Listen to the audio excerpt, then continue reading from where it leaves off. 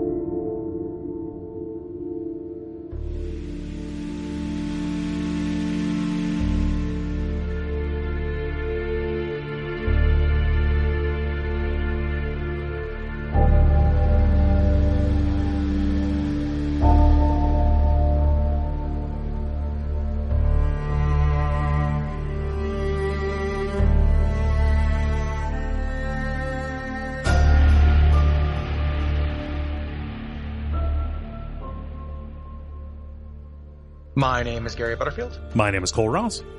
And you're listening to Watch Out for Fireballs. It is a Games Club podcast. And this week we are talking about Into the Breach, which is a turn-based strategy game developed and published by Subset Games for the PC and Switch in 2018. Life's a breach. It's a couple of breach bombs. Yeah, just, going back in time, trying to set right what once went wrong, but actually waging an infinite war. Yeah. Nothing from Life is Strange. Nothing. Nothing at all. Nothing at all. This episode is brought to you, weirdly enough, by a couple of people in a roundabout way. So this is the beginning of Puzzle Month, which was dictated by Doug Leaf, who you may remember. From Batman. From the Batman episode. We just, one of the reasons why we're not doing the theme months is because clearly they got behind. Yep. Or we got a little bit behind on those just because based on having him do a guest episode and do a theme month dictation. Right. So as we're clearing those out. And then also, we thought this would actually fit in really well.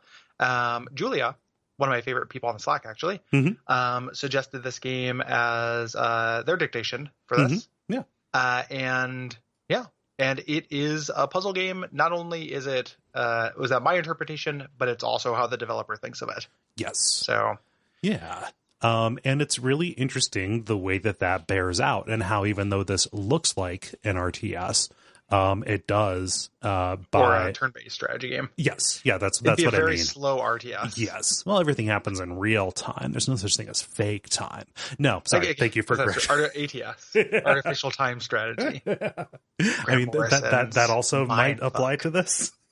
Yeah, there is some artificial time strategy, Grant Morrison time fuck going in this. Yeah, but even though it presents as a turn-based tactics game, it by through canny manipulation of information and what it decides to show you and what it doesn't show you, it does kind of manifest as this series of intricate chess puzzles.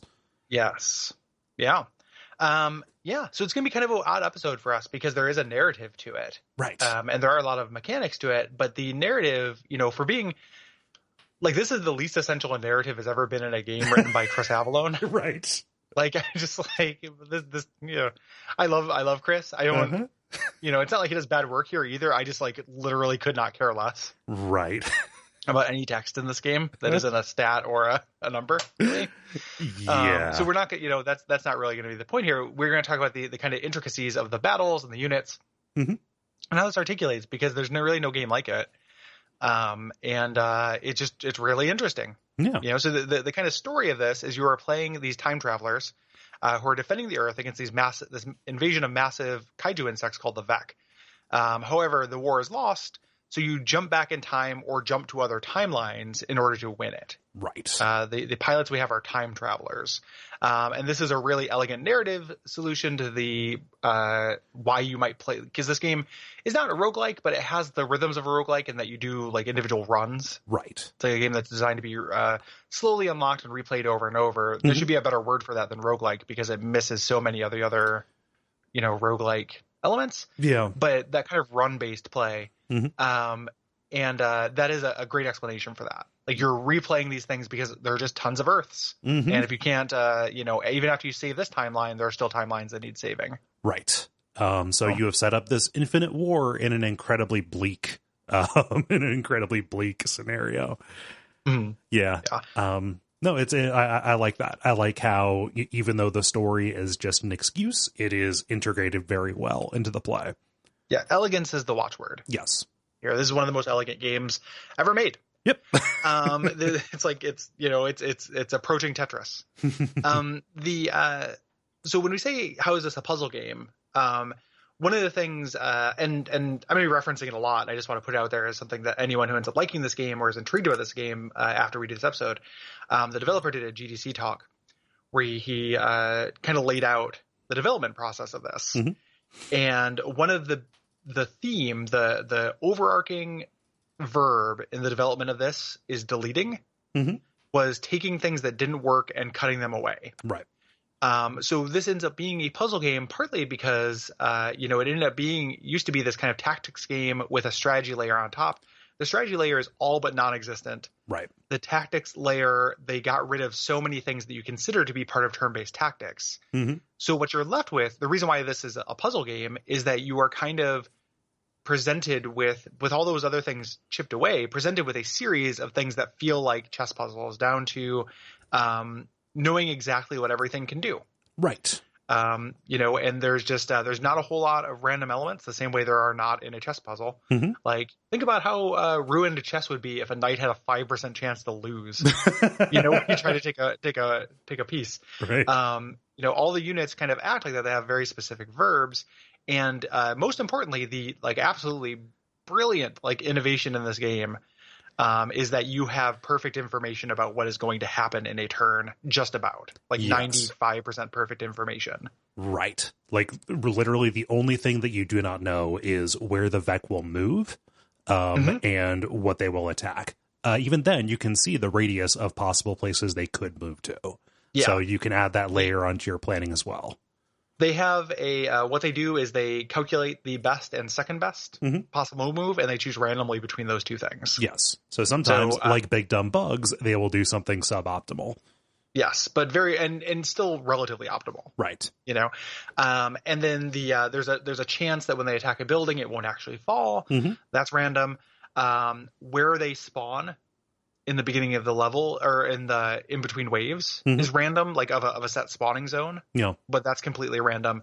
Other than that, though, everything else is known. Yeah. And then also your rewards, like the things you get, the mission loadout. Right. In the beginning, the layout of the islands and such. Those are all random, but the rest of and those are all things we'll detail. But the main thing is everything else is known. So like if you think about a tactics game, you think of, Ramza walking up behind, Delita and having a 75% chance to hit him. Right. And that just doesn't happen here. You just, or like an attack that hits a certain amount of time within an area, and it's 3 to 5 times. Nope. This will attack once or twice in this specific area. You get to see it. And the turn order is really important to this too, where like you get to see what they're planning, and then you get to move. They're not tricking you. No. So you can see, like, okay, this guy's going to attack first. That means that I need to make sure I move him first or move something in his way first. So that way he's not firing into kind of blank air, right? Yeah. Or so he is firing into blank air. Yes. Like you want him to be firing instead of a building. Yes. Either into blank air or into somebody else, preferably. We'll talk about that when we get to the intricacies. But you know so much with certainty that it takes the experience of playing an XCOM or a Final Fantasy Tactics or any other number of games in that genre where things are based on percentages, where things are relatively chaotic. Those games, in essence are about kind of mitigating and managing risk. This is more about carefully considered judgments and trade-offs. Yes. Yeah. And that has a host of knock-on effects.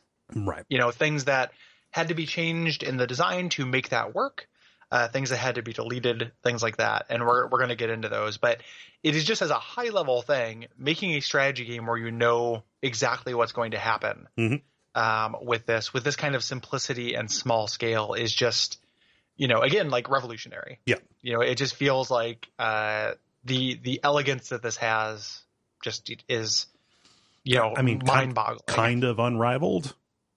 Yes. Yeah. This I have just an uncanny amount of admiration for this game. Like, I love it. I love playing it. It's very fun. Yeah. I also admire it in the way that you might admire like a perfectly formed crystal in a cavern or something. Yes. It feels like a precious stone to me. This game is ruby to me. Yeah. So we talked about the biographics a little bit. You'll probably be familiar with Subset, not so much by their studio name, but by the previous game that they put out, FTL. Kind of one of the first major Kickstarter successes. Pretty beloved game. This is it's the FTL guys. Yes. So, and that was also a real weird thing when this game came to me too, because I don't like FTL. Like FTL is too random. It is too stressful for me. Yeah. I don't care for the theming, and the theming is more pronounced than that. Yeah. Like this is a mech game, and I love it. And I don't like mechs, and I don't like kaiju, and just by making them little pieces on a board, like I don't even think of this as being big scale at all. Right. Like it does not feel to me like you are controlling giant creatures at all. Whereas like that theming of FTL is not very appealing to me and is very upfront. Yeah. Here, all the backseating of all that stuff kind of smuggled a mech game into my favorite games. Yeah, I was going to talk about that because it takes Armored Core and a little bit of EDF. Just in terms of they could be anything. Yeah. It's like Armored Core and EDF, but they backseat that stuff so much. Like there's no reason this isn't anything fighting bugs. There's no reason this isn't, tiny nanobots fighting bugs. Yeah. Or just people fighting mind like zombies. Yeah. There's very little standing in the way of you just kind of looking at this as a wireframe. Yeah. And there's enough text there that you can kind of get into the tone, which is kind of the part of this that I'm into. It's just the overall bleakness of it. Yeah, there is a bleakness to it. Yeah. It was very surprising to me that the people who made FTL ended up making one of my favorite games. I don't think FTL is bad or anything. It never clicked with me. Yeah. I like FTL. It's fine. I never was very good at it, but like playing around with it, I don't know. I like the stress of it. One thing that's interesting about this that I learned from that talk is that they talk. One of the things about FTL that I don't like about it is I think it's too hard. And they talk about how they're getting these wild responses from people about whether Into the Breach was too hard or too easy, and they think that it is easier. And they were like, one of the things about a puzzle game or a strategy game like this is that it can be easy and still really fun. Yeah. And there's like this great line in the thing where he says, like, if you had asked me that 10 years ago when I was a new developer, I would have thought that was crazy. Like, I like hard games. Only hard games are good. Yeah. And now I realize that's dumb as hell. And he doesn't say dumb as hell. That's my words. But it is dumb as hell. Right. And this is, and it's not easy. No. It's just, I think it's easier than FTL. It is a game that absolutely rewards attention and thinking things through in a way that FTL can kind of screw you, and it's not really your fault. That's how I felt often during FTL.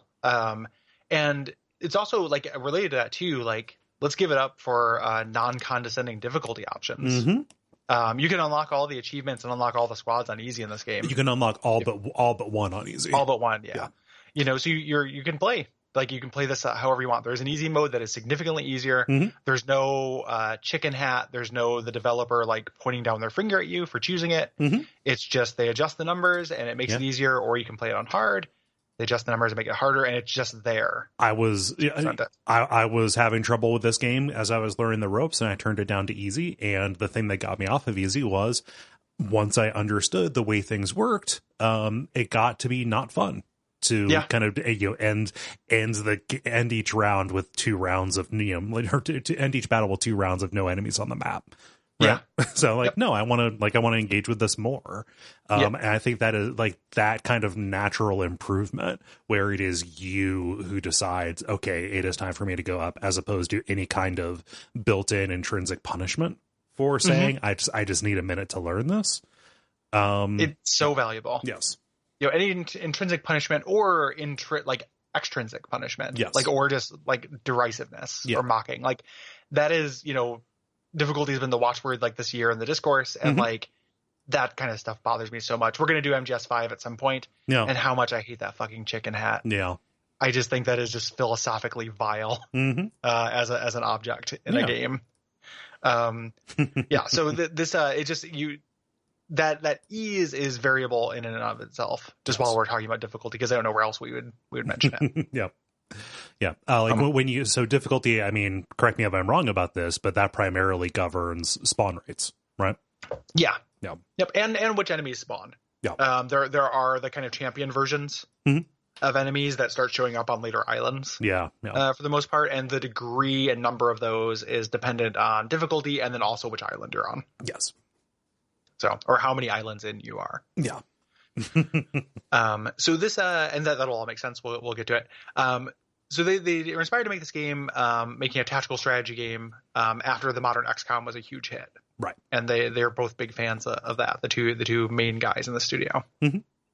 Yeah. And also like XCOM, you know, was a little bit like, you know, okay, this genre had kind of gone away for a while. At least in the Western sphere, there are any number of what NIS software ones, you know, this guy like never really stopped, or the follow-ons to that. Regardless, you know, they liked those games and they said, hey, let's make our own. And then they all looked at other pieces of media, such as Pacific Rim, or specifically, what is it? Not Superman Returns. That's the real estate one, right? What's the Man of Steel. Yeah, was the one that the one that was name checked. Basically, any number of, you know, big bombastic media where entire cities get destroyed, and it's not really seen as a real big deal. And they said, what if we made a story like that where collateral damage wasn't acceptable? What if we remembered that cities are where people live? Right. You know, that's where we keep all our stuff. Yeah. Like, let's not have it get destroyed just because there's a bug about. Right. You know, bugs about, it's not time to just ruin the whole fucking zone. Burn it. You know, so they also wanted to, you know, there's kind of several like design philosophies. And one of them is a smaller thing. They wanted to make these battles much shorter than you know, this idea of micro battles, they call it, than a typical tactical RPG, where like you play a Fire Emblem game and maybe an individual battle takes 45 minutes. You know, for like a big one with multiple waves.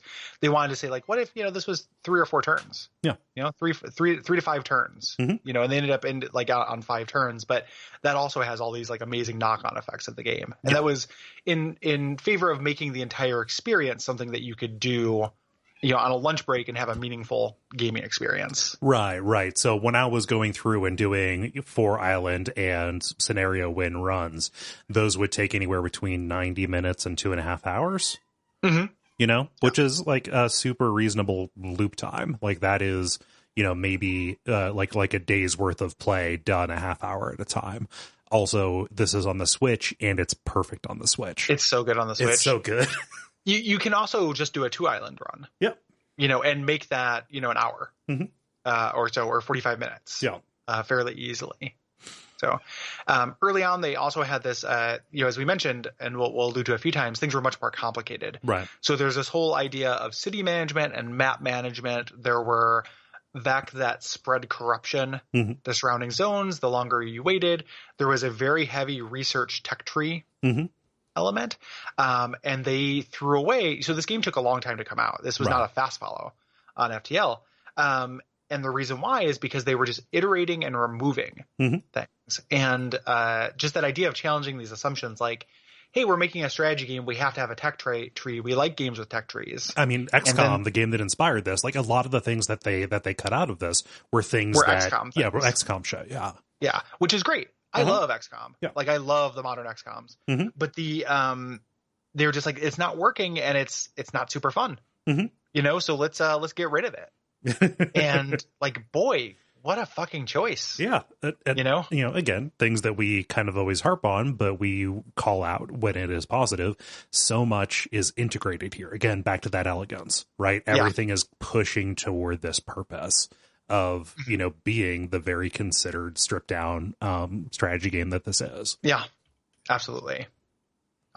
As we mentioned, Chris Avellone wrote, kind of provided the story and incidental dialogue to this, which does provide a flavor to it. It's honestly something that I ignored the entire game. They're the melancholy kind of self-sacrificial note that comes through in the mechanics, like a lot of the time, is supported by the writing. Yeah. But it's just so, not necessary, and there's just not a lot to it. There's not enough words in this. Yeah. You get a paragraph at the beginning and end of every island, of which there's 4, and the pilots have a few combat marks. Like, there's just not very much text in it. It's a little bit like hiring Michelangelo to design a lawn flamingo. A little bit, yeah. Yeah. Like, it doesn't have this. It's a lot of talent behind something that is pretty incidental to this. Right. However, if they had hired somebody who did poorly at this, there would probably be a lot more of it, and it would probably be worse and distracting. Yeah, absolutely. Like this, I 100% believe that some of that restraint is something that like Chris brought to it. Yeah. Looked at the elegance of the mechanics and thought, how do I just get across these characterizations in a few lines? Because the pilots do have personalities that seem to support their abilities, their special abilities. Even if, after you play for a certain amount of time, they just get reduced to their abilities because these are chess pieces. Right. You don't think about, the hopes and motivations of a bishop. I was a fucking nerd kid who, when I played chess, like if I ran chess games against myself because I had no friends, I would make up stories and voices for the knights and stuff. This is literally that string of sentences you said was the saddest fucking thing I've ever heard in my life from the beginning of it. That's why I admitted it. That's why I admitted it. No, I know. Just like, and I've talked about playing Stratego by myself, which is not that much better. Right. But just like the beginning, I like how that sentence, playing chess against yourself is just a given. Right. And that's not even the lead. Yeah. The lead is that you made up stories for the knights. Yeah. That's amazing. I was no less lonely. It's just a very in terms of an Ernest Hemingway efficiency of misery kind of quotient. I don't think I had a very unhappy childhood. It's only when I say it out loud. Huh. Yeah. Gary, am I miserable? Yeah. That's been the project, the Duckfeed project. I think once we figure out whether we're sad, we have to stop the network. It's all just it's a masquerading, as video games criticism and comedy, but really it's just trying to figure out are we sad? Yeah, is this therapy? We say yeah. So anyway, but regardless of which, Into the Breach, I did not think of the stories for these pilots very often. Yeah. They would do their little bark as oh, this guy's a tough guy. Mm-hmm. You're a real tough cookie. I'm going to call you Cookie. and then kind of moved on. That was about it. Yeah. For me. Yeah. You say what you think. I like that. No, exactly. So, because this game does defy our usual approach, the way that I structured these notes, Gary, is to start by kind of summarizing the broad loop of play, and then break this down into some of the more kind of detail heavy parts. And we can comment on specifics if they come up and feel pertinent to the point at hand. But talking about the broad loop seems like a good way to open this up. Yeah, I agree. So every game of Into the Breach starts at HQ. This is where you pick your squad, which we'll talk about later. This is the most important choice you make in the game. Right. And then you get to choose one pilot. Right. So you have three mechs, but you have one pilot. And these pilots you unlock in kind of a roguelike style progression as you play. And they all have special abilities. Right. So your squad will have a different kind of specialization. Your pilot will have a special ability or perk, and then you bring them into the game. Yes. And those abilities that the pilots have will synergize with the kinds of mechs and the kinds of strategies that the different squads avail. Yeah.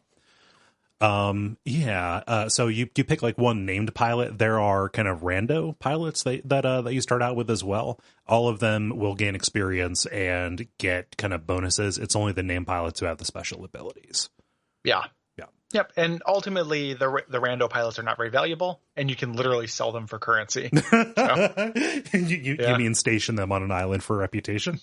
Yeah. Yeah. Sure. Okay. 601. Yeah. So, like we talked about, the story and structure kind of lend to that roguelike rhythm. When you fail, you start with next to nothing. Like, all you can maintain is you can throw a pilot back to the future and then send them back so you don't lose the experience. That's ultimately fairly minor in terms of a perk, but it's better than nothing. Well, it's worth mentioning that's also what happens when you win. Yes. So that's failure means starting out with next to nothing. Winning means starting out with next to nothing. Yes. After you've unlocked this stuff. So it's persistent in terms of like world unlocks and options for when you start. But there's very little meaningful persistence run to run. Right. Yeah. Yeah. So. Things are randomized, but it's randomized within very tight parameters to the point where the experience doesn't drastically change. Yes. So when we say things, we mean things like, the next world when you go on another run. Right.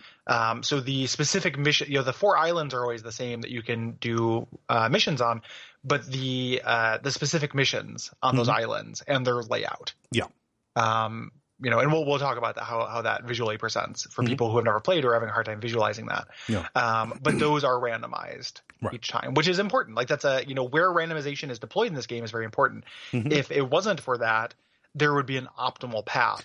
Right. And there'd be like the meta. Yeah. Like what is the order to do the second island? What's the meta? Right. On that? As is, you kind of have to make this, they talk about reducing that strategy layer down to one simple but meaningful choice.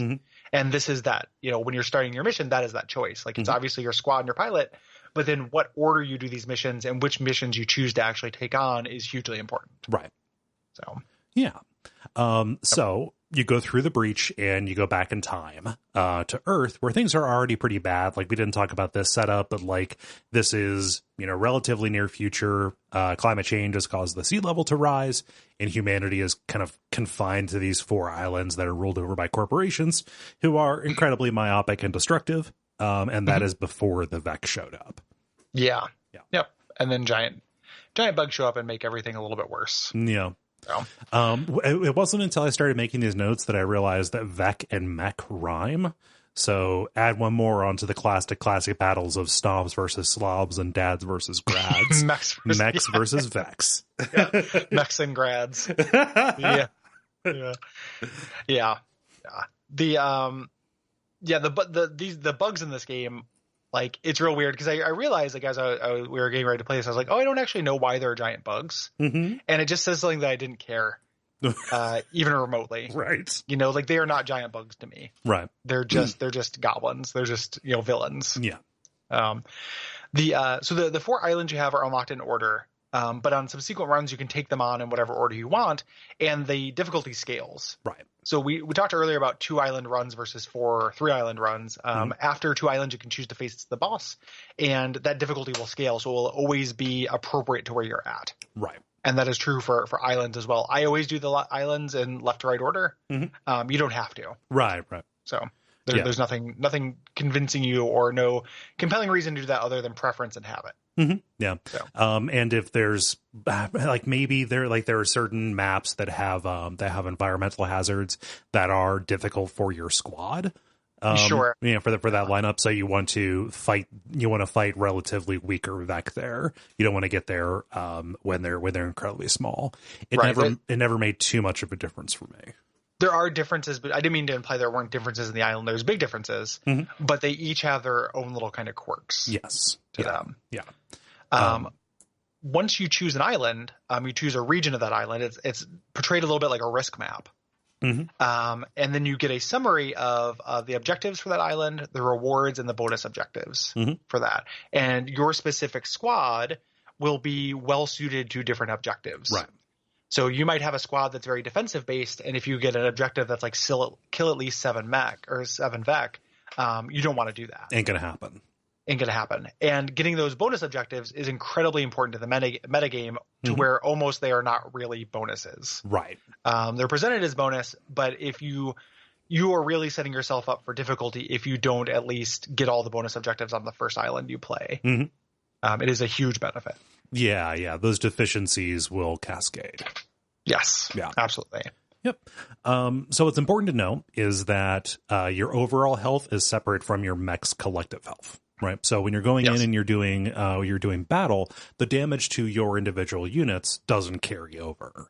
In fact, it doesn't really matter at all unless that mech is disabled, at which point the pilot will be killed, which may be a big deal. Could be a run killer if that pilot's ability synergized with your squad especially well.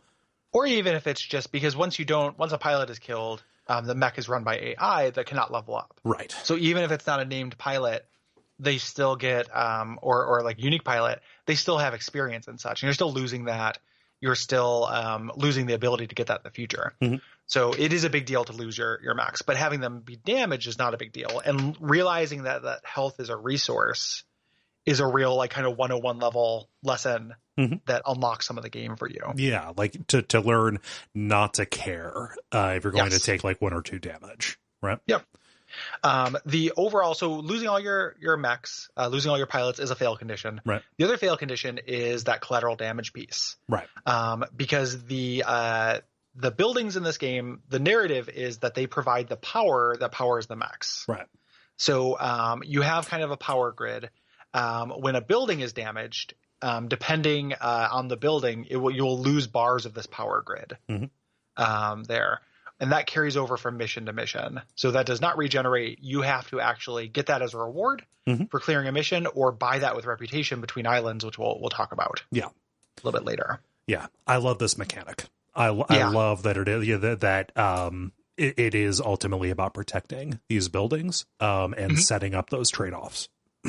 It's both. It's really, really well balanced because like, I have had times where I will sacrifice, like always, sacrificing mech health is no big deal. Right. But it's forcing you to take the long view on some things. Like I will, in order to get a bonus objective, I will lose a building. Right. I will lose my main carryover health because I know if I get that bonus objective and I am more strong going into the next island, I'm more likely to be able to defeat the final boss, which saves humanity. Like it's not only is it, mechanically very interesting, it's thematic, it ties in the theme too, right? Like making that kind of greater good decision. And they do this in a really interesting way. At the end of the battle, you actually get to see the numbers of people who lived in the building. Like that's how like one little bit of writing in this I think is really, really great. And it's not even writing, it's just the fact like here's the number of people you saved. And that's a big part of the end screen as well. Yes. I mean the civilians that you save, it ultimately ends up being your score. Yeah, exactly. The final population of Earth is your score of this game, that's just like how direct and good is that? Yeah. Also direct and good is like when a building falls, it shows you how many people died. And throughout the battle, and especially at the start, you'll get little like dialogue balloons like, hey, stop crowding the window. Like people are watching. Yeah. From people, which is pretty neat. One thing that is interesting is the buildings have a chance to resist this. That was an interesting thing in the GDC talk. They talked about how in strategy games, it feels like garbage to have like a dead turn, where it's like, well, I can't do anything about this. Right. There's a Vec, he's at the building, I can't get to him in time. So they were like, this needs to have some randomness to it. Yeah. Because otherwise, like, that would just feel absolutely awful. Yeah. It's one of the very few things that I'm not like that I consider to be like a minor critique of the game is that like I don't like how you can start in certain positions where you can't protect the buildings. The Vex spawn in a random place, or the Vex are there, but they move in a random sense, and because you're limited to spawning on your half of the map, they can just fuck off and go to a building and always hit it. Yeah. So you won't lose the map, you won't lose the bonus objective, but you might just lose a building. And that's just, again, that's part of the cost. Right. That is a consequence that might happen. Yeah. I like the resistance possibility because it is a little bit of a concession that sometimes that randomness can induce drama. you know, like just hoping and praying that your attack hits. And then when it does, you know, hit and everything goes well, like that moment where you're holding your breath is incredibly important in strategy games for me personally, and for a lot of other people, based on, you know, talking to people who play XCOM, you know, like, well, I only had a 5% chance to hit and I got it. Totally. Like, I mean, that's what XCOM is about. Yes. Right? Like that's not what this game is about. No, it's no. just a little touch. It's just a little touch. They're importing that. They're importing that uncertainty in a really canny way. It's never about your attack on them. The randomness can only work to your benefit. Yeah. Which I think is very important. And you don't know. Mm-hmm. Like you don't know whether it's going to happen. It's what's really interesting is it feels very weighted. Mm-hmm. Like it is truly random, but it feels like at those clutch moments, you know, due to selective memory, like, oh, this is weighted to actually help me out because I really needed it. Right. You know, but it's not. It's actually just truly random. So they just a real, like a papering over that feeling of just being doomed by adding something with a lot of a value. Yeah. So love it. Yeah, it's super, super good. Mm-hmm. The things you get from this are good strength. So that's your overall health. We talked about that's kind of, you know, bringing buildings back to life almost. Mm-hmm. Reputation, which is the thing that I prioritize above everything. Right. That's the currency that you use between islands. And then I actually prioritize reactor cores, even though missions where you can get this are very difficult. Yes. Tend to be, and these are your mech upgrade points. Mm-hmm. Kind of that layout, we talked about the random layout. You can only hit adjacent zones. Mm-hmm. So if you hit one region, you can only go to the next two regions. Right. And having a path where it is mostly rewards or mostly reputation and cores is really advantageous. Right. So that's a way that the game gives you a random roll that can make your run more powerful. Mm-hmm. Yeah. That map also introduces another factor in choosing your mission. Because sometimes you can go into a dead end for a particular mission, but that doesn't actually open up anything else for you. You know, based on what you are dealt at the start, you may pick a region that doesn't have an optimal mission for you, in order to open up adjacent ones that might have better things for you to choose from. Yeah. Like rewards you want more, or missions that will be more suited to your squad. Yes. Yep. Yeah. If you once you do 4 missions on any island, you are called back to defend the island's HQ because the Vec will make an attack. Right.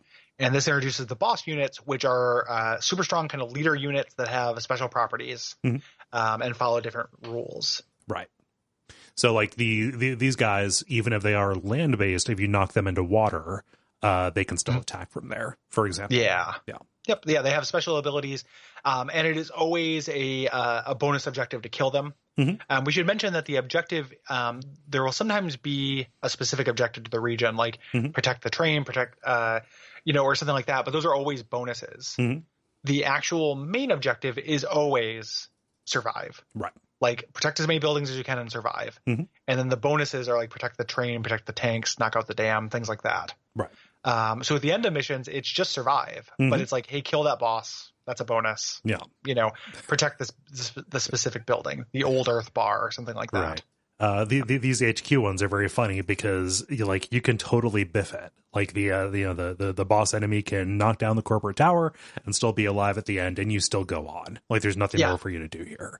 Yep, exactly. Like you fucked it, but life goes on. Mm-hmm. Between islands, there is this section where you can spend reputation, which is the currency in this, in order to buy weapons, which include passives, like, buy things you can outfit your mechs with. Mm-hmm. Grid health at a 1-to-1 basis, which is why I always like getting reputation rather than grid health. Right. Because they're equal value. And then most valuable reactor cores, which power up your mechs and power your weapons. Right. And such. Yeah. One thing that I love about this, you can sell things that are, and people. Yep. And people. Yeah, you can deploy them to a region to help clean up and get reputation for that. Additionally, items will be on sale. Yeah, which hacks into a particular part of my psychology.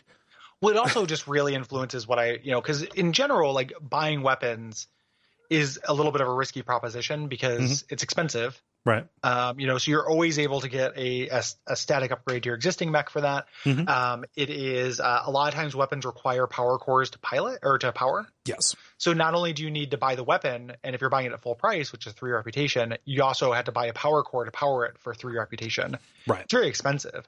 So what is on sale almost always determines what I buy. Right. There are very few things I will buy for 3. Yeah. In this game. So again, that's another random element that actually shapes your run. Yeah. It's worth saying these weapons that you can buy, these are elements from mechs that you find in other squads. So this is Sometimes. a way. Yeah. Yeah, not always, but often. Yeah. Yeah. So there's things from other squads. You can kind of make hybrids. You make your fighter mages essentially. Yep. There are also just things that are only available this way. Right. Through those purchases, and some of which are very powerful, and some of which, like, oftentimes they feel like things that were a little bit too complicated for a base mech. My favorite one of these, just because there's not really a good place to talk about them in total. But did you get the wind turbine? No. There's a wind turbine that allows you to use it once per turn, and you move every unit in one direction. Good every God. unit, yours and the enemies. So it reminds me of playing with a calculator in Final Fantasy Tactics actually quite a bit. Yeah. Because you have to really be sure about what you're doing. Right. Do you get to pick the direction? Yeah. Okay. Yep. But it's every unit. So it will either, oftentimes it's an interesting trade-off where, like, sometimes you have to send your unit in the path of a projectile, or even sometimes your unit into a building. Okay. To hurt it, but you can take out 3 or 4 Vec with it. Yeah, that sounds ridiculously overpowered. And the first upgrade for it is unlimited uses. What? On the map, yeah. So it's like, it is very overpowered, but you'd be surprised how often it would actually, like, fuck you. Yeah. It's just really interesting as a consideration. Yeah, most of the ones I messed with were airstrikes and things like that. Oh, the airstrikes are the smoke drop is something I'll prioritize. I'll spend 3 on. Yeah. The smoke drop is extremely good. Creating little options that would do shields and things like that. Yeah, was good as well. yeah. Any of the side tanks are really good too. Yeah. Something I just want to mention, just because I don't know if it's probably in the next section, but it's just worth talking about if this sounds like too much pressure, right? Like you're using that wind turbine, is you get 1 rewind. Yes. And that's also something where, like, any more than that, it would be too easy. Without it, it would feel like shit. Yes. It's just like a really, really, that's the proper number of rewinds you get. Yeah. Yep. So. And that goes back to the beginning of the turn. We should also say that you can undo a move, but you cannot undo an attack. Yep. Yeah. So the another kind of 101 lesson is to move all your guys first and plan your moves that way. So everyone's in the position they would end up if they did your plan, and then actually execute. Yes.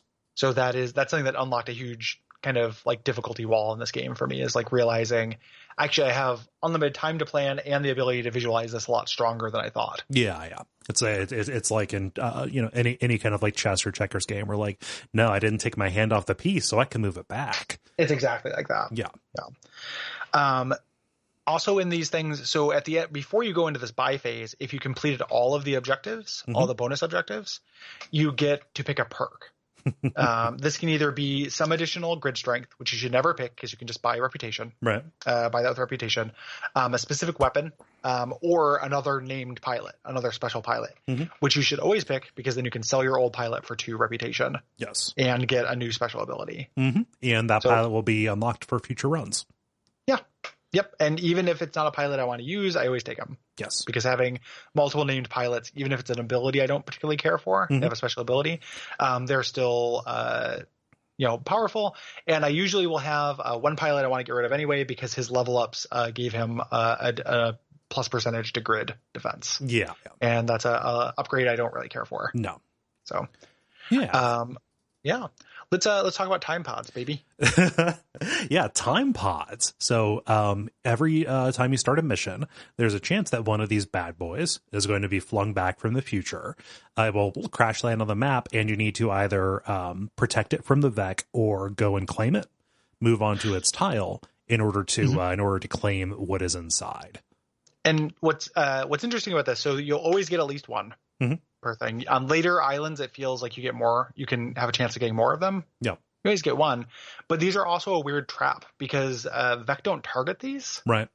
But in any turn you're going to go pick one up, you're not advancing the game state. Yeah. So early on, like I was like, good. Roomba these up, but you don't have to Roomba them up. Like It just feels like you have to. They just have to be, they have to be extant at the end of a turn. The only time that they would be destroyed is if I accidentally boneheadedly damage them. Yeah. Myself. Yeah. And I think that they land on a random tile, but I don't think that they land on, like there are certain maps where like rockets are taking off or, the ground, like there are chasms forming. I don't think they can land on those. Right. I could be wrong about that, but unless you have to collect them, don't collect them. Right. Also, the chance for these to show up is determined by difficulty. If you're playing on easy, fewer of these will show up than on later difficulties.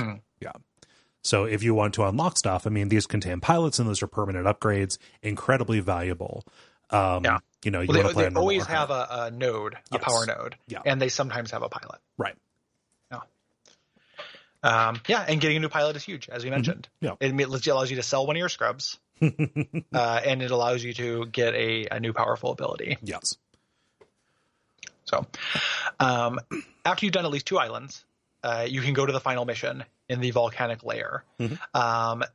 This is balanced. So if you go to the volcanic layer and you're feeling fairly good about your run, if you completed all the objectives and got both the bonus things at the end of both those islands, it will be a reasonable, it's a hard mission. It's a good challenge, but you can do it. Yeah. If you wait and get your mechs get more powerful, not only do the islands get more difficult, but the ending will get more difficult as well. So it might be kind of worth it to continue to do islands, but you're really taking a risk doing that as well. Yeah. The way the final mission gets more difficult, you get more enemies and a higher chance of there being the alpha versions of enemies, or a higher percentage of kind of varsity level spawns. Yeah. And varsity level spawn is the captain of the football team in hell. Versus I think you mean Malbolges. Yeah. I think it was the only time on microphone that 2 people said the word Malbolgia at the same time. I didn't even think me and Will have done that. And Malbolgia comes up a lot of that podcast. the primary Malbolgia cast. It's your source for Malbolgia news. Yeah. So if you like Malbolgia, I'm getting an update here. Malbolgia is still gross. Oh yeah. Malbolgia, he's one of the realest dudes. R.I.P. one of the realest ones. Way realer than Vindicator. I always thought Vindicator looked like dumb. I don't know anything about Spawn besides Spawn and Malbolgia. I've already said the 3 things I know, which are Spawn, Malbolgia, and Vindicator. So, and John Leguizamo, of course, who's one of the Spawns. Yes. So the final mission, we'll talk about that in specifics. It is designed to stress you out. Yes. It is much more difficult. And one of those lessons that unlocks some of this game for you is realizing, hey, I only have to survive this. Yeah. Like that is the thing that unlocks the ending for me, is that like, it is okay if some buildings get hurt in the last turn. And it is okay if I lose a mech on the last turn, because I just have to make it to the end of this and then I won. A C is a degree. Yeah. Exactly. C's get degrees in the final mission of Into the Breach. So like you end up making a lot of sacrifices you've been trying to avoid the entire time because you're no longer thinking of the long game. And that's really freeing. Yeah. When you get that, that'll also allows for some of those drama moments similar to, the percentage chance on buildings, right? Like you get that feeling of just like, well, okay, I'm going to take my favorite pilot, the one who I love, put him in the path of this, extremely damaging attack because that's going to save the world. Yes. You also get that drama from that. Yeah, when you start burning the ships out of desperation, it's always a good moment. Yeah, that's great. Yeah. Yep. Once you've done so, the timeline is saved. Your pilots warp out before the volcano blows up, and you get to pick one to be your main pilot for jumping over to your new timeline. Yeah. This is the one part of the story that I really like. Because I had no idea that you would like that once you save the world, the jumping continued. Canonically, right? They don't even say like, oh, we're saving the world. We're stopping the vacantness timeline. Like they never say, and everybody retires and has fun and the world is saved. No, the future that you're in is always going to suck. You are going and saving other futures. Yeah, exactly. There's always an Earth to save, right? Which is an interesting, like, I've never really thought about that as a ethical consideration of time travel. Like once you have time travel and have multiverses, like, boy, not only is Superman like shitty for taking a day off, he's also pretty shitty for, not using the Flash to go to other universes and fixing them all. So yeah, yep, can't save them all. Nope. Between these runs, you are going to spend another resource that you've gotten by earning achievements. You get coins by doing that. And this is how you unlock new squads. Yes. New groups of problematic bachelors to send into this. And that is done. Those coins, you get those through achievements, as we mentioned. The achievement system in this is very interesting to me.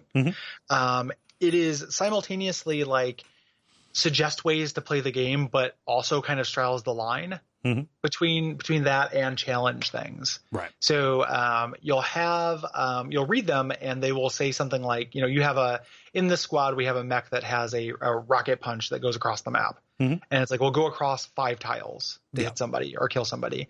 And that might suggest to you, like, if you read those as kind of a tutorial, like, oh, I didn't really think that I could do that. Yeah. I don't think, as far as like just the tiniest nits in the world I have to pick with this game, like I don't think that's perfect with this. I don't think that they do this perfectly. And specifically, I don't like the challenge run ones. Right. Because they take the things that make the game fun and remove them. Like to get the coins for that, it's like destroy all the time pods you see. It's like, well, I want to get the stuff that's in the time pods because then I get to play with the cool toys. Right. Yeah. I don't want to do the Final Destination Fox only version of this. Right. Yeah. The achievement system is something that feels the most FTL out of this, I think. Additionally, again, picking minor nits with this, I do not like when you go to unlock the squads that you do not know what they are. I mean, obviously, that's just you go onto the internet and you look up a diagram of what squads are where or what costs what, but like, I don't know, like after all the low hanging fruit achievements are gone, you're going to be investing this is what happened with me. I ended up investing a lot of time doing these esoteric achievements with other squads in order to get the 5 or 6 that I needed to unlock those really powerful ones. Right. Yeah. Or they're powerful, or they're just kind of later on the thing. Yeah. Because the idea is with these squads, and we'll get to this when we talk about them specifically, is that they're balanced. They're just different play styles. That's not been my experience. Right. Like I really do feel like there are squads that are very powerful and ones that are, possibly powerful, but are very difficult to use. Like maybe they have a powerful late game. For a game that I was obsessed with and have played so much of, I don't have the secret squad. I don't have all the achievements. And there are squads that I do not have all 3 islands. Right. All 3 different kinds of victories with, because they were just so hard for me. And I play this game a lot. Yeah. You played this when you were bedridden with your shoulder injury, right? Yep. I started with Dead Cells and I was like, this is fun, but I kind of put in my 20 hours and I was done. And then I tried Iconoclast, which I don't think is a good game. And I stopped playing that. And then I was like, oh, wait, okay, here we go. And then it was just all into the breach all the time. Yep. So, It was I'm not going to say it was a good time because I was in constant pain. And I smelled like a, like the corpse's diaper, but like it was, it was at least distracting and good. Yeah.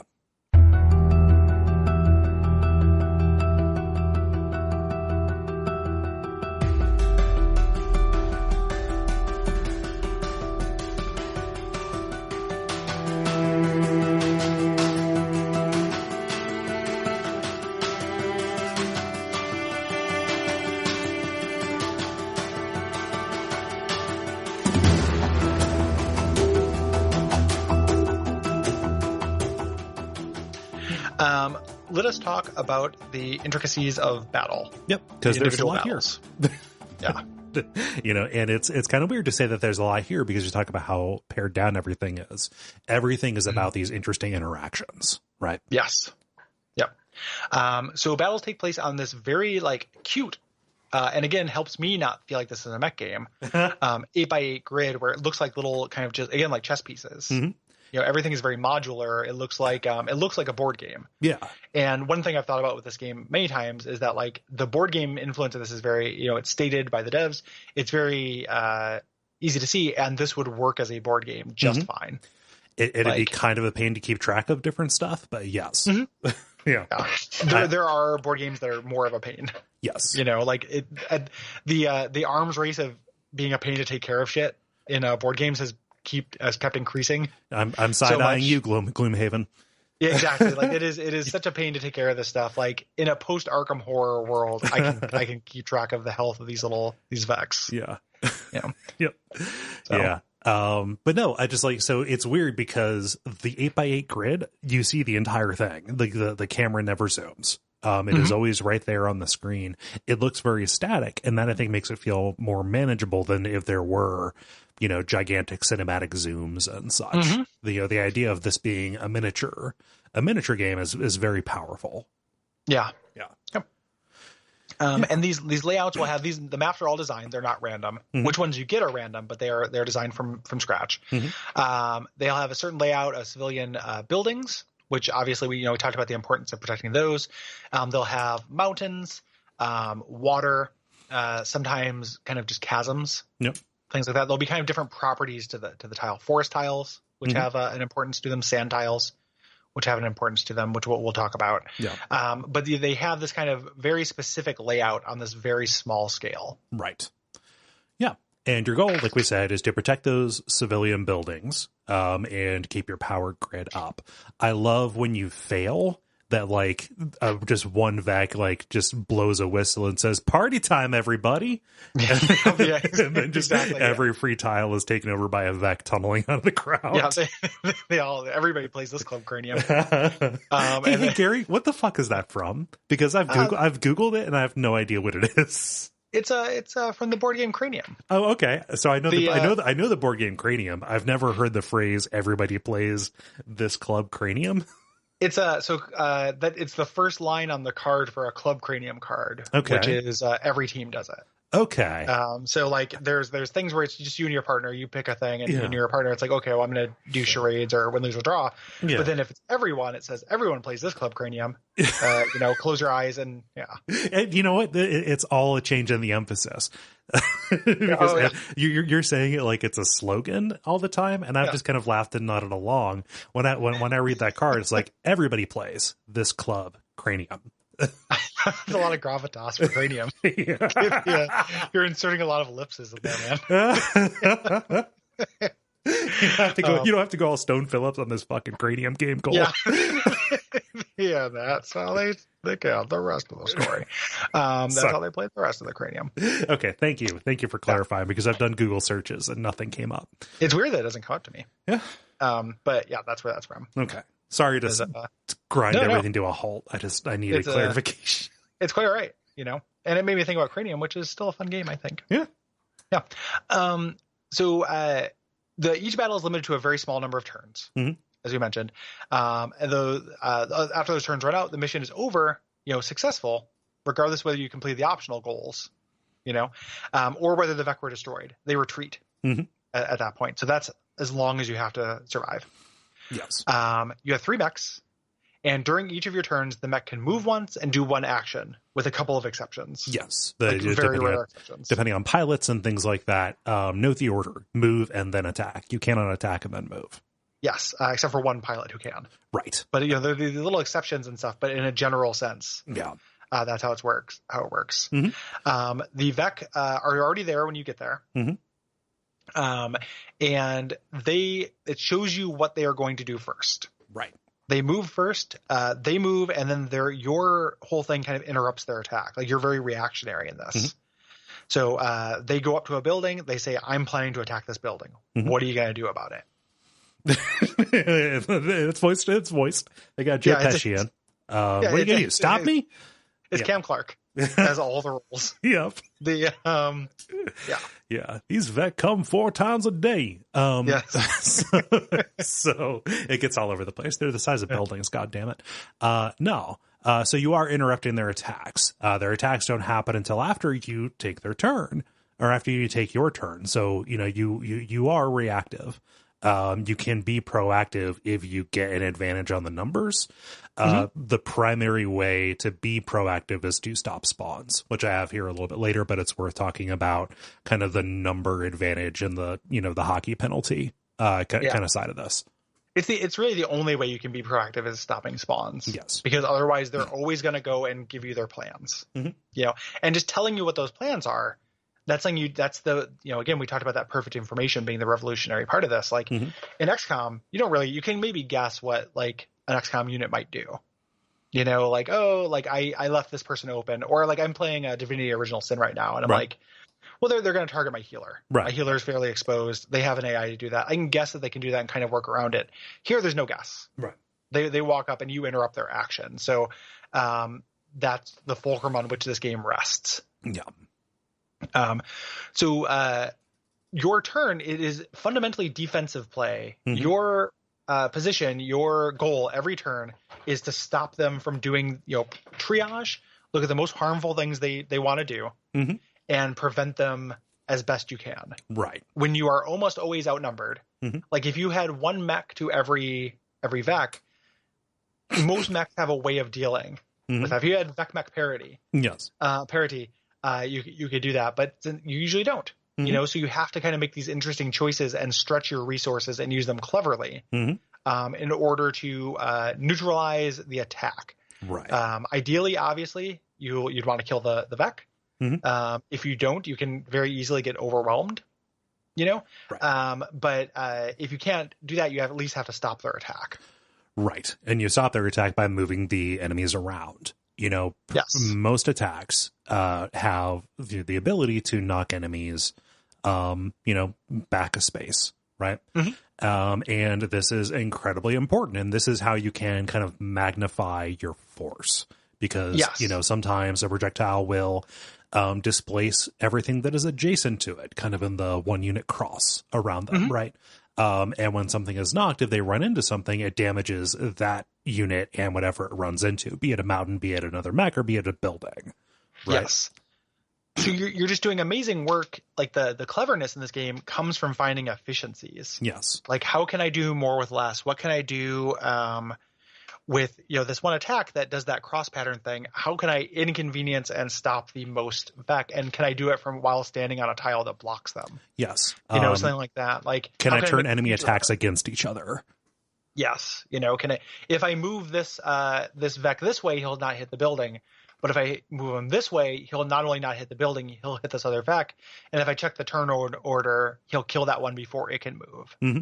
I just cannot overstate how fucking cool and satisfying that is. Yes. It is so fun.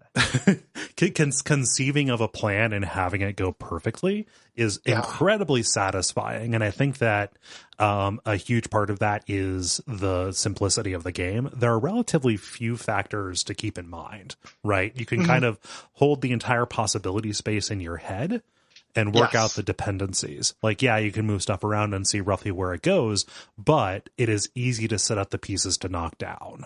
Well, and it's very easy to read at a glance. Yes. Like, initially, these will not, you may not have your team, your squad's verb set internalized, nor will you be able to read a VEC, but you'll grow to.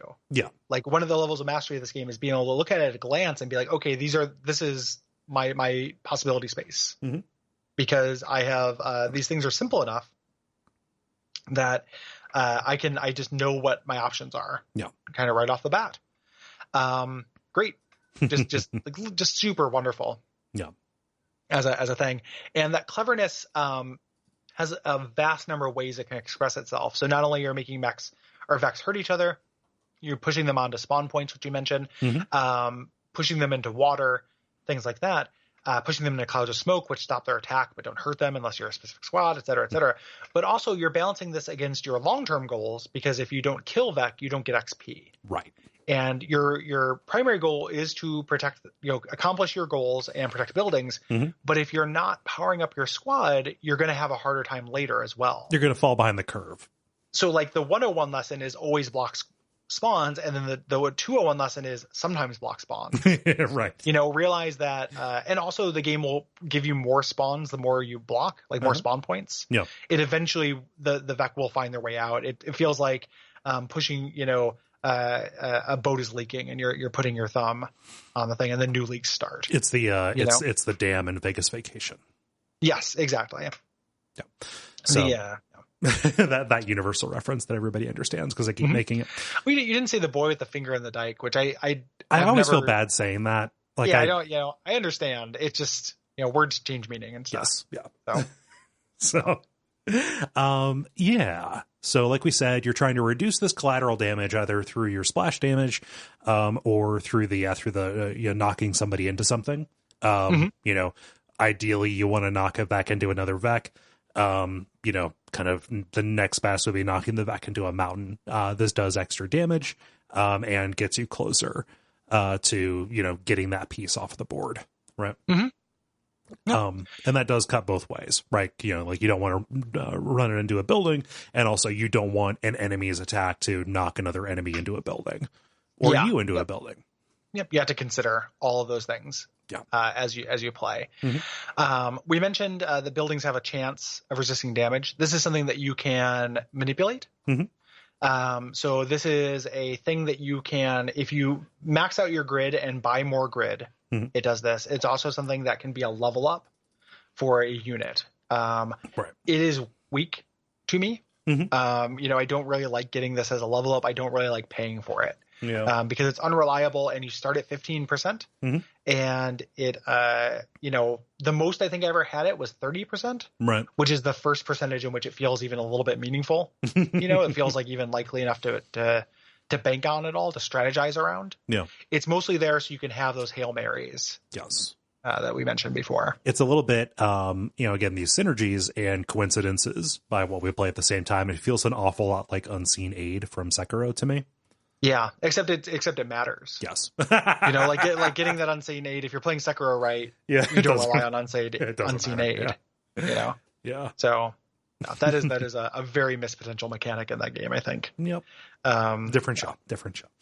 yeah, for sure. But so the numbers. It's really worth noting that the numbers for this are very small. This was a great, you know, bit. In the GDC talk, he talks about that, and he says, you know, the reason why this is important is because you can make really big changes with just a tiny nudge. Right. Like if something does, if the most HP any of the characters have is you know, I think 5 is what the champion Vex max out at, then moving from doing 1 damage to 2 damage is huge. Right. You know, and that just allows you to make kind of small nudges and kind of do these big incremental changes. See also the perpetual like WoF discussion of Baldur's Gate versus Dragon Age, like a +1 versus a +2 sword instead of a plus 0.03 frost damage. Right. You know? Yeah. It's huge. It's great. Yeah. The small numbersness, I think, kind of aids in that point that I made before about kind of holding all the variables in your head. Absolutely. Right? I just know this guy does 2 damage. And even without, you know, seeing the indicator, you know, with those health bars blinking down there, I can just understand by surveying the field, what can be most effective. Right. Once that feeling of this feeling like tabletop, like this is damage that could be kept track of with glass beads. Absolutely. Like even if it was like pinball numbers, like even if it was effectively the same as this, you know, you were doing 10,000 damage and then you can up your thing to 20,000. It would just be harder to conceive of. Right. You know, because humans are bad at orders of magnitude. Yeah, because and as we should be, like we don't conceive of large numbers of things because that's not our sensory experience, right? Yeah. So like, if there'd be no point in having it like do that, like that feels like such a good trimming away because maybe the point would be this would feel like, oh, you did this huge damage number, you know, and that feels good, but it wouldn't add anything practically, and getting rid of it adds a lot practically, you know, so extremely good. Yeah. There's no percentage to hit, as we mentioned. Attacks are always successful. So they might have consequences you don't know. Yeah, that gets tricky. Like success, you can fuck yourself over with an attack if you do not take its consequences into account. But it will always do what it says it's going to do. Yes. Yeah. You can, as we mentioned, block spawning. So you can, you'll see little cracks in the earth. That's when the Vec are going to show up, and it will just tell you this is where a Vec will come. If you park your mech there, you can also put other things there, but that's a little bit more esoteric. But if you park your mech there, the Vec won't spawn. You'll take 1 damage. Again, when I first found out you could do that, I was like, yes, I need to be doing this constantly. No. You want to be very judicious with this, because not only are you cheating yourself out of that XP, but you will eventually get overwhelmed as more spawn points open up. Additionally, there are some goals where you need to kill 5-7 Vec, and if you're blocking all the spawns, like that doesn't count as a kill. Yes. Yeah. So you're balancing this meter, like. you don't want to get too many Vec. Like sometimes it is very useful to block a spawn because you're going to get overwhelmed. Maybe the first turn you were able to push everyone around, but you weren't able to clear the board at all. Getting a whole new wave of Vec at that point is hugely problematic. Right. So it's a good time to block them. If you're doing great, if you only have one Vec on the board, come join the party. Yeah. Like, come on, Vex, come at me, because I'm going to murder you, and also I'm going to not get overwhelmed later. Yeah. You have to ride that throttle very carefully, and you have to do it while, because you only have 3 characters in this, that again, the perfect number, right? Like when I make comparisons to Tetris, it's because there are so many things in this game where if you add or subtract anything, it would fail. Like Tetris wouldn't work with 5 square pieces, the same way it's too complicated, or 3, too simple. 3 is the perfect number of mech for this, because if you blocking that spawn point as an action if that's the only thing your mech does, that's a very inefficient turn. Like you need to maximize efficiency with this. So when you get to that point where maybe you're getting overwhelmed and you need to make sure the next wave is gentle, you have to there's a big cost to that. Again, it's an interesting choice. Yeah. You're making. Yeah. It's like everything happens in ratios, right? You have three mechs. They're probably anywhere between like 5 and 7 buildings you need to defend on a map on a possibility space of, 64 tiles, Right. Everything is kind of in proportion to each other. And, you want to make sure that there are not so many Vec that you cannot, save every building they decide to attack. Yeah. Again, simplicity of proportion. It's very good. Yep. Everything's boiled down. So if your mech runs out of HP, it gets disabled and the pilot dies. This means that, it's replaced with an AI. Who cannot gain any experience and also doesn't have the latent abilities or perks of a named pilot or a high XP generic pilot. And it puts you down, again, back to that ratio, it puts you down 1 in this mission when you could also, have been outnumbered anyway. Right. Yeah. Yeah, and that's a big deal. Yeah. One of the things that's, if you have a healing ability, you can bring mechs back to life. That is like the core loop of one of the squads. Yes. But also, and anything that tracks damage. So this kind of moves into the next point, or one of the future points is that, you might have a goal or a bonus objective that's take very little damage. That's aggregate damage over the course of the mission. You can take more than that damage early on and then heal. Yeah. Later and reduce that number that you've taken. We didn't really talk about this, but a good number of the mechs have the ability to forego an attack and repair. They all do, depending on the pilot. Yeah. So one pilot replaces, or 2 pilots replace that action with something else, but everyone else can heal. Right. So, and that heal also works on environmental hazards, which we'll talk about a little bit later, because they tend to be specific to islands. Yeah. So we mentioned the reset. You can reset 1 turn per battle. 1 pilot gives you an extra reset.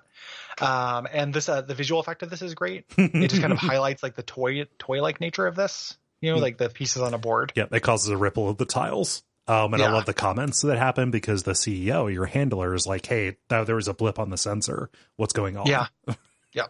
And it's because you fucked up. Yeah. You lost something. You can only do that once per mission. Worth considering. Yeah. And being very careful about when you use that. Yeah. And also not wasting it too. Or I mean, not wasting it by not using it. Right. Yeah, exactly. Yeah. Like if you don't need it, great. But even if you did something kind of suboptimally and you're near the end of the thing, might as well go for it. Yeah. We talked about if you complete every bonus objective on every island, you get to choose that reward, which is very important. Yeah. And again, islands we're going to talk about environmental hazards, but they are really important.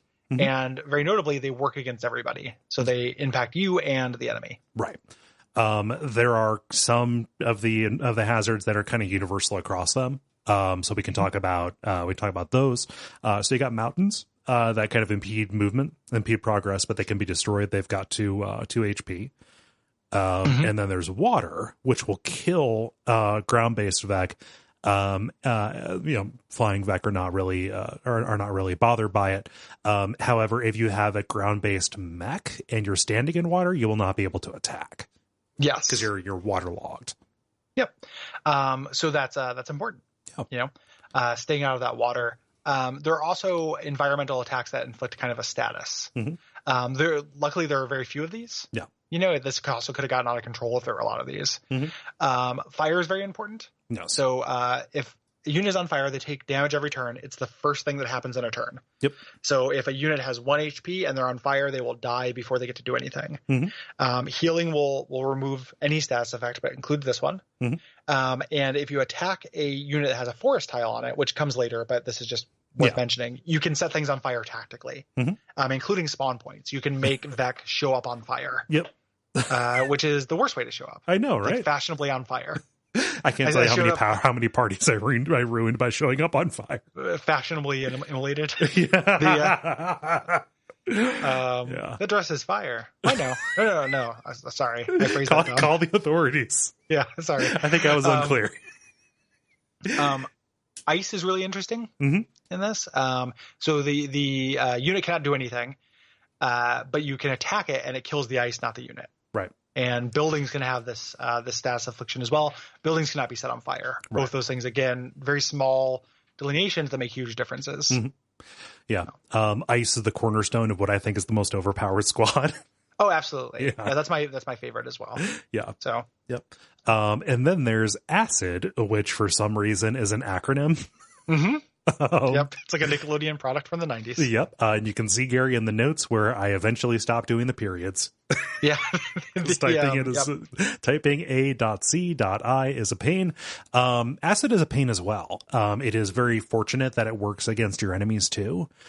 Because what happens is if you're covered with this gunk, you take double damage from direct attacks. You take double weapon damage. Mm-hmm. Yeah. And it's something that some of the units or a squad you have are mostly about putting this on enemies. Mm-hmm.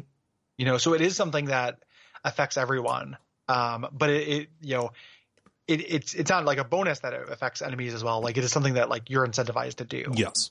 To stick people with as well. Mm-hmm. I just went on the wiki trying to figure out what acid stood for, and I cannot find it. And that's annoying to me. I'm positive that the first A stands for acidic. Yeah, come on, Avalon. The C stands for Sea Boy. Yeah, acidic Sea Boy. I don't know. Anyway, let's talk about the Vex. Let's talk about Vex, baby. Yep, let's talk about you and me. Talk about all the bug things and the bad things that can be. Let's talk about Vex. So different Vex kind of require different strategies to attack, and different combinations can kind of spread you very thinly across the map. Right.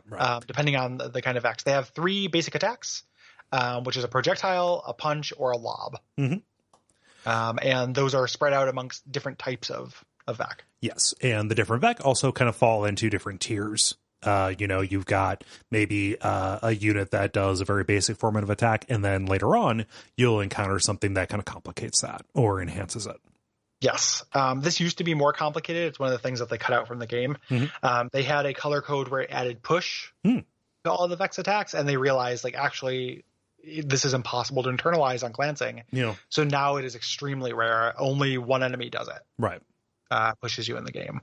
For the better. So. Yeah, for the better. Like you being pushed is too much, and it's this game presents the idea that the odds are stacked against you, and then you realize as you gain mastery over it, like you're actually much more powerful than the Vec, and that movement and positioning is your secret weapon. Yes.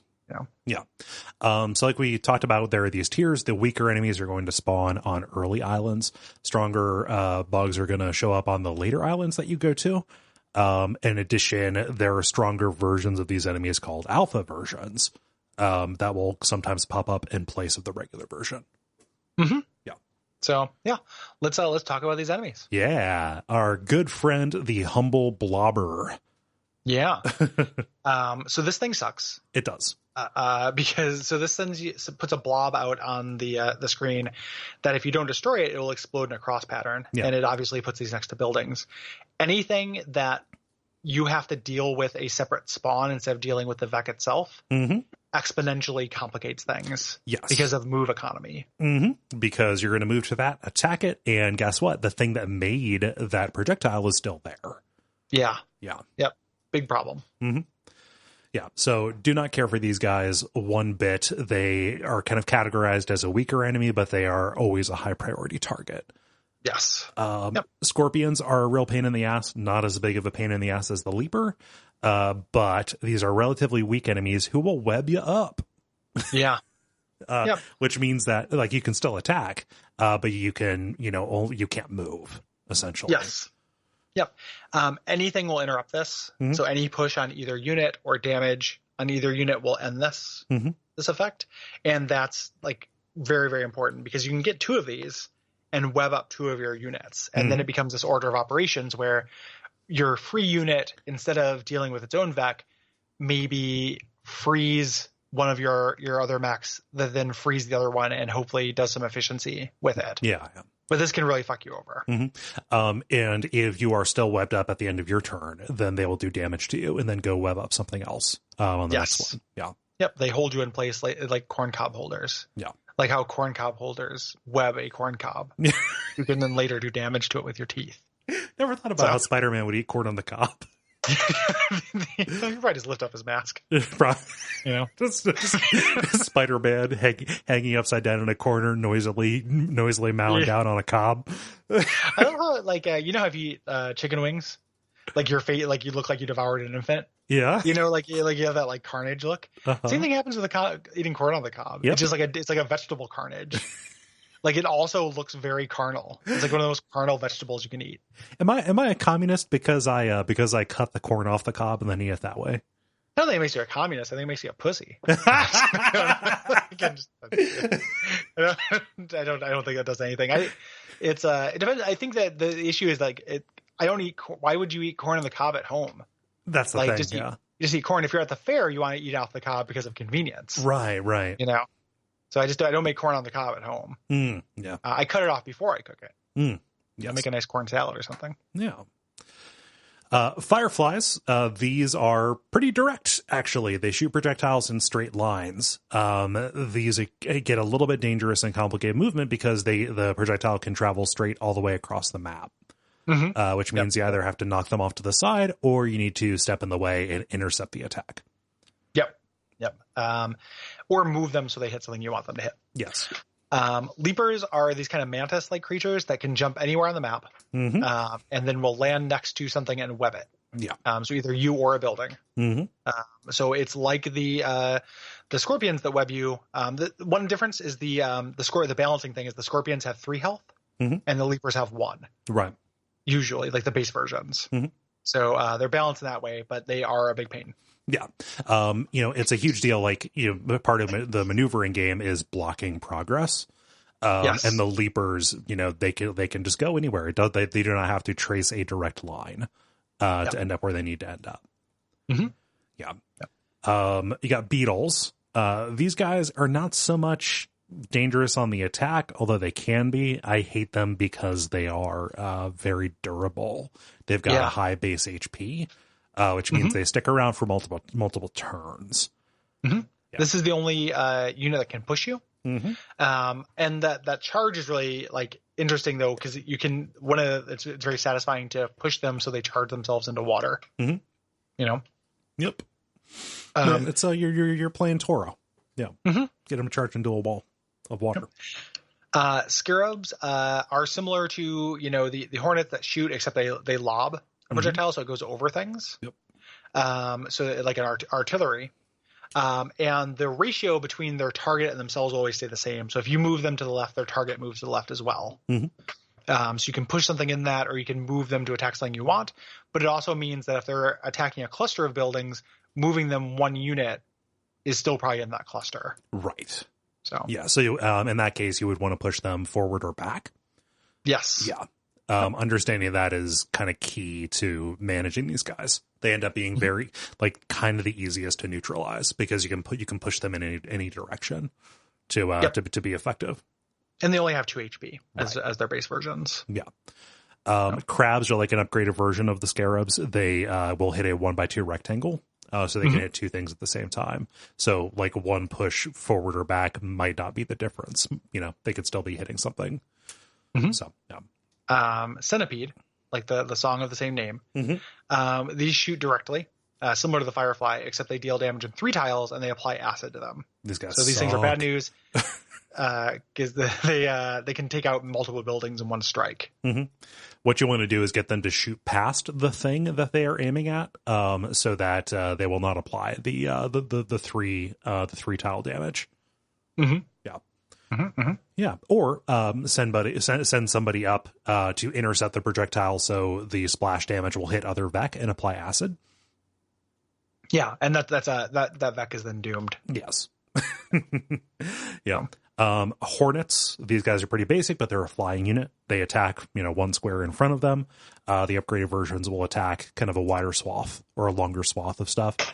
Flying units are not affected really by terrain except for smoke. Yes.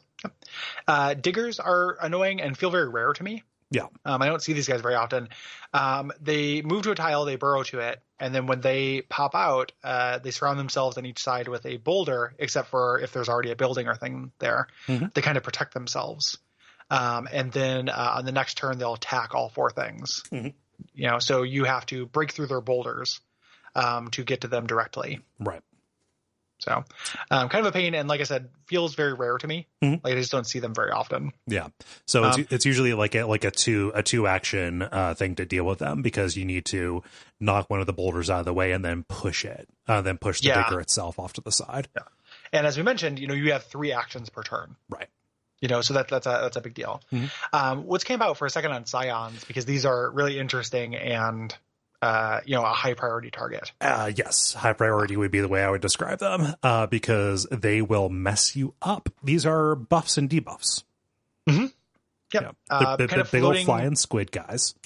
Brain bugs floating around, and they will give every enemy a buff, including some that are just like huge pains to deal with. Yeah. And kind of, the knock-on effects are not initially seen. Like, in my early game, a lot of my rewinds were not prioritizing these guys and having Vec blow up. Mm-hmm. There's one of these that makes Vex volatile, which means when they die, they blow up. Yep, the blast doing damage scion all around them. Yeah. Get the blast scion, which is a huge pain. Mm-hmm. The regen scion, pretty obvious. The armor scion, real obnoxious. Yeah. Soldier scion ends up being the being kind of the not that big of a deal to deal with. Because that just increases the max HP by 1 when they're out on the field. Not insurmountable. The shell scion ends up being a problem, because especially early in the game, you're not going to be seeing a lot of them early in the game. But if you're not leveling stuff up, if you have an attack that only does 1 damage, all of a sudden it does 0 damage. Yeah. Yep.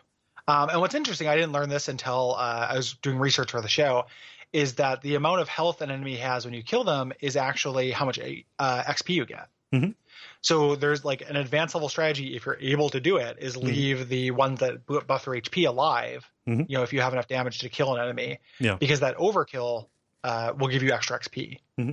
So did not know that. Yeah. There's one called the Scion Tyrant that I only ever encountered in the Volcano Hive. That's the only time he shows up. Okay, cool. I didn't know if he popped up elsewhere. And this guy is a real dick, because at the end of a turn, he will just do 1 damage to every mech on screen. Yeah. Yep. Yeah. He's got to go. Yeah, and then we'll talk about the boss babies. But the boss baby that has all the effects is and a lot of HP, because these guys only have 2 HP. No. Ever. Right. There are no champions, luckily. Because if you you can usually, generally you can count on fairly early on to be able to do 2 HP with at least one of your guys. Yeah. It's high for the beginning, but it's still doable. Right.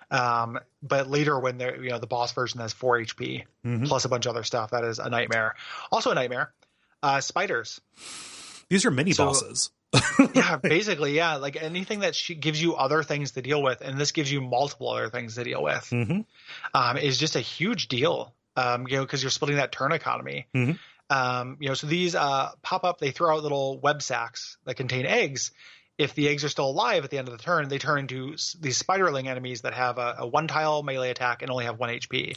But they can still damage buildings. Yep, exactly. That's all they need. Yeah. That does it all. And they produce 2 to 3 of them. which is just a big deal. Like if you don't have an attack that has an AoE at all, if you can't deal with multiple ones of these at once, these things will fuck you. Yes. I forget. Does the base model do this? Base model. Fuck me. Does the base unit do this, or is it just the boss version where if an egg lands next to a unit, it webs them? I think that's just the boss version. Okay. Fuck that. So yeah, that's really rough. Like, yes, I wanted to kill this egg, but I did not want to do it. Let me do it my way. I didn't need another constraint. Yeah, exactly. Really, really tough enemy, and luckily also fairly rare. Yeah. So. Yeah. An enemy that I think was meant to be a lot more kind of dangerous than it came across is the Burrower.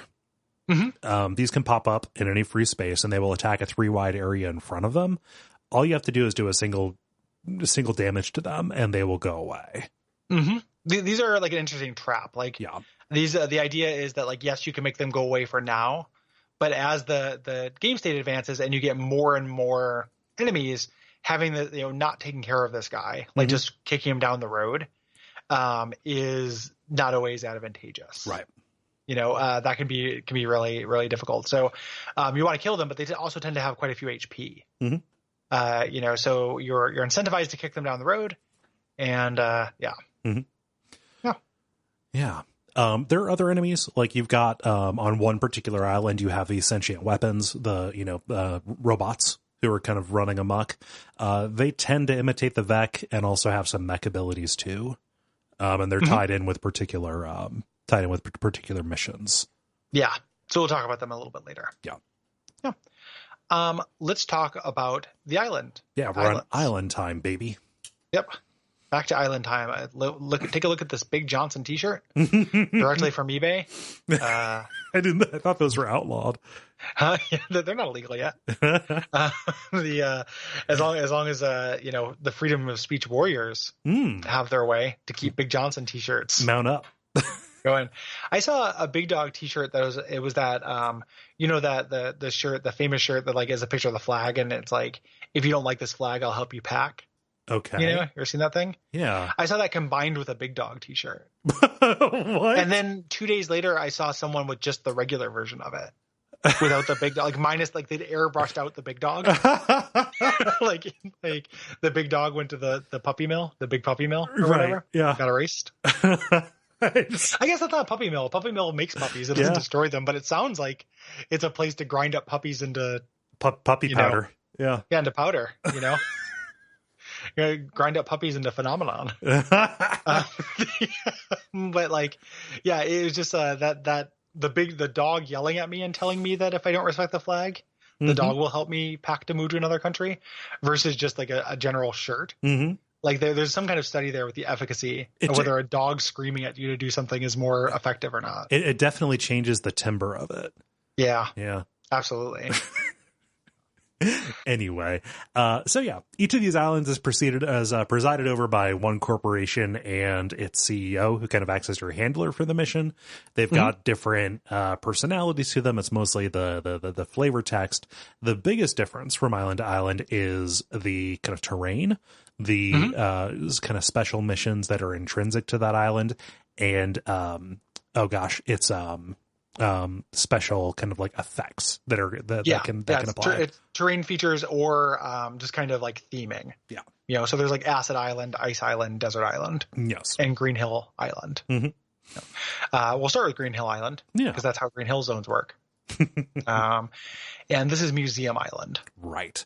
This is run by Archive Inc. They're an organization that is dedicated to preserving old Earth technology. If you're going to live on one of these islands, it'll probably be this one. Oh, yeah. It has all the bars. True. Like this is where you can find the Old Earth bar most frequently. And the guy seems nice. Yes.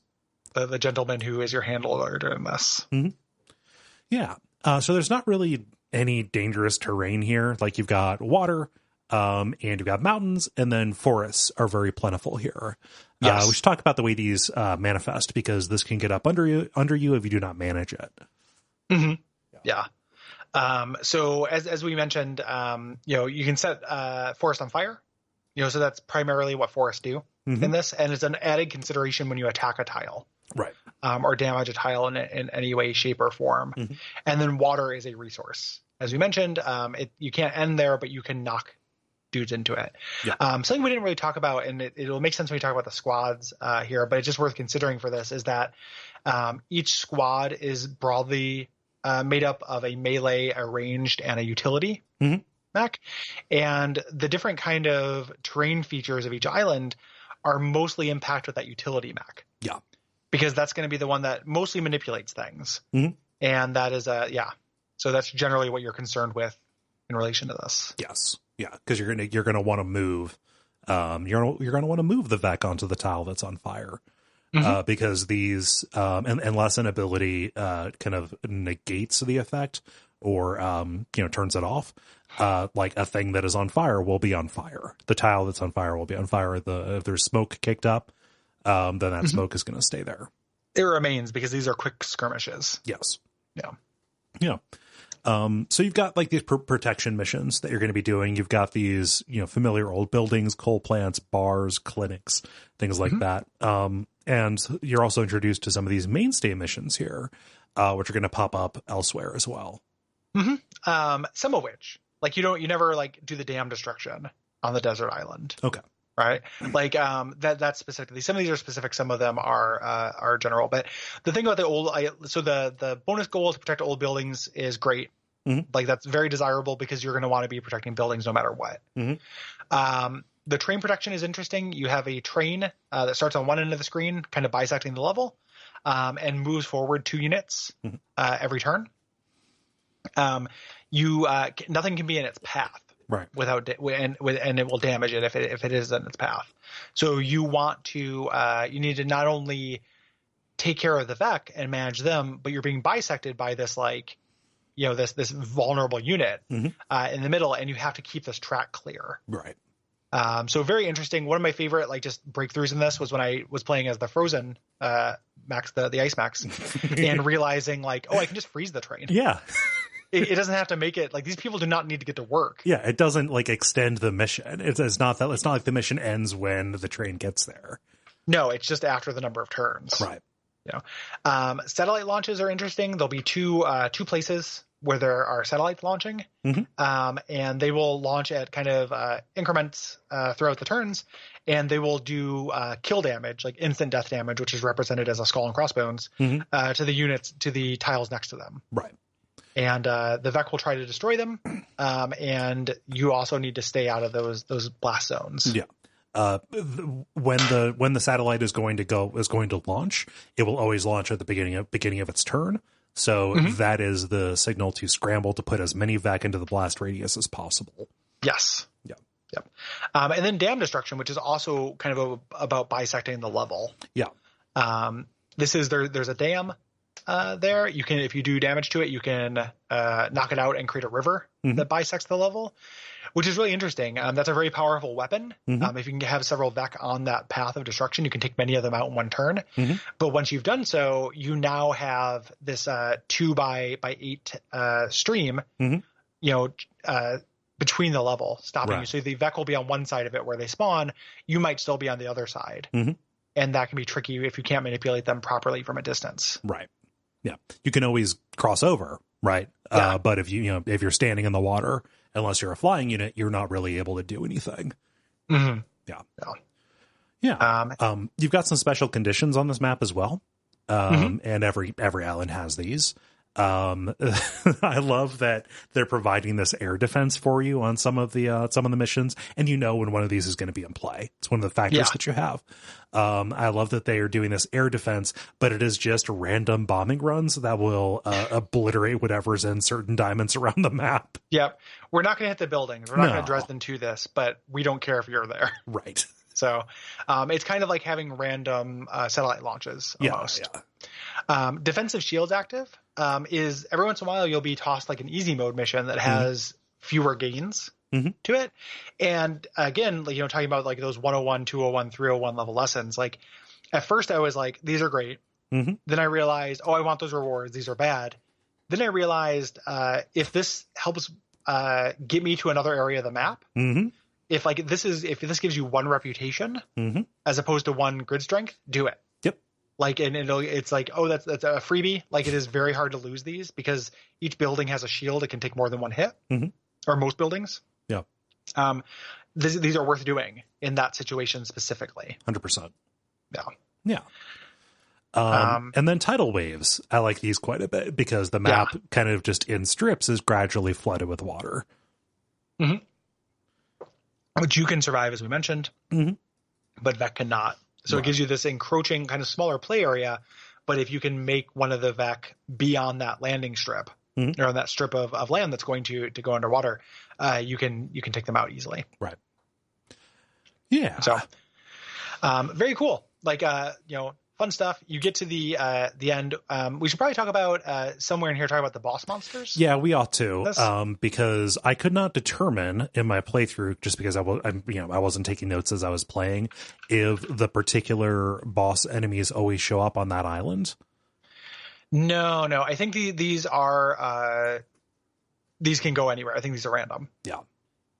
So they show up there. They tend to be just harder versions of the things that we've dealt with.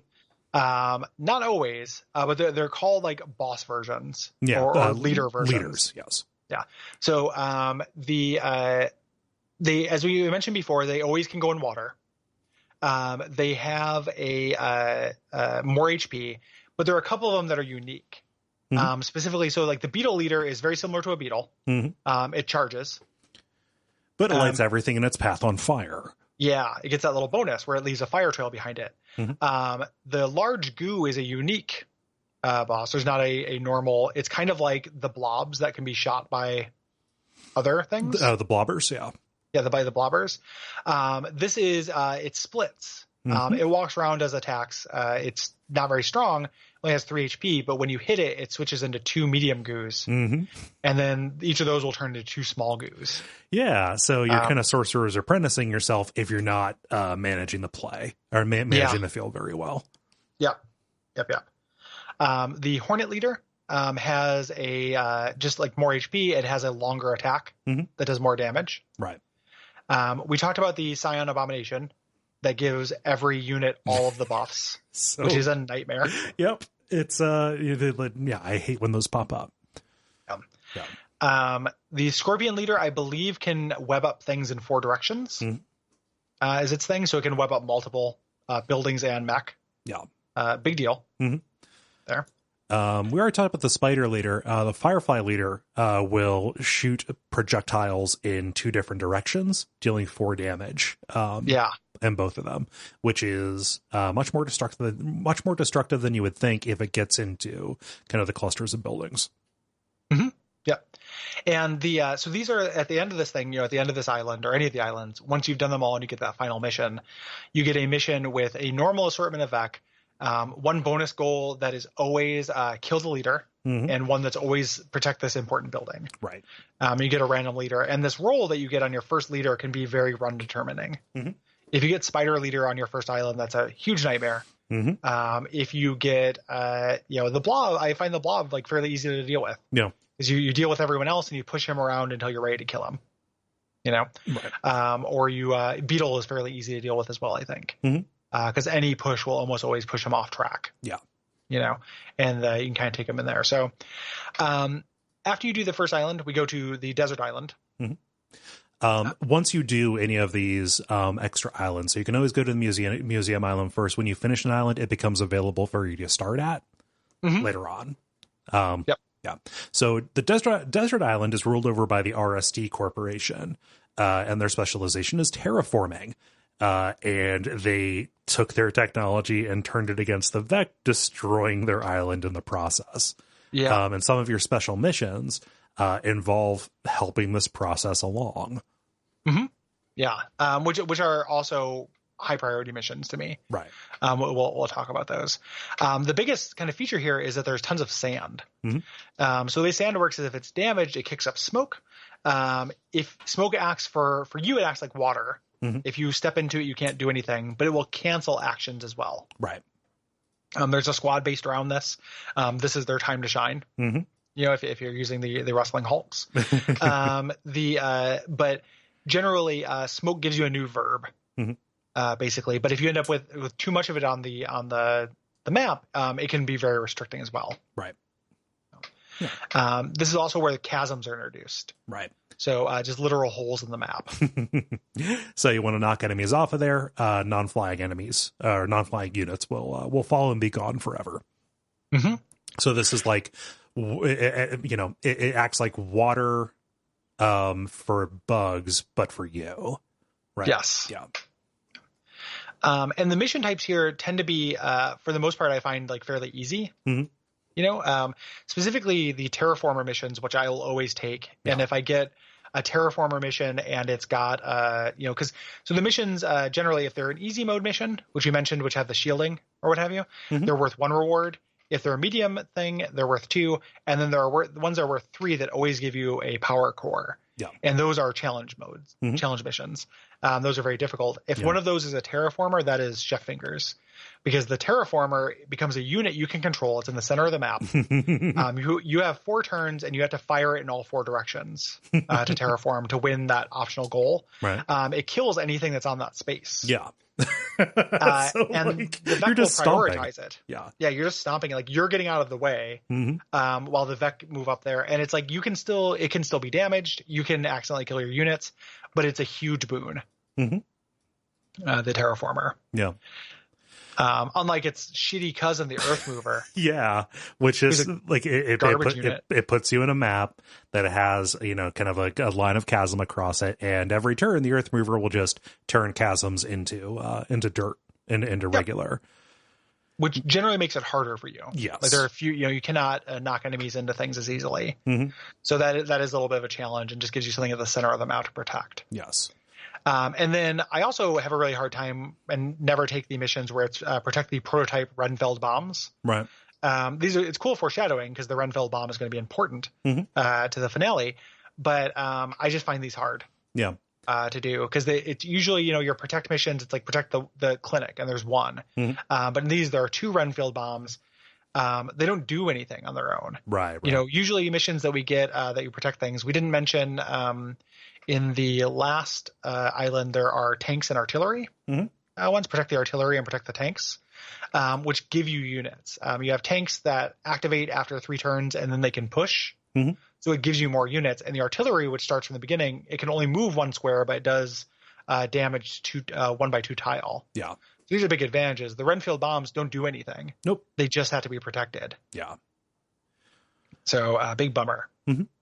Those guys. Yeah. Don't care for that. I mean, they tend to be heavy rewards when they show up, but when you've got when you've got a chance to play with the terraformer, you prioritize that for sure. Go into town, go into Lincoln, go into terraformer. Go to Terraform Town.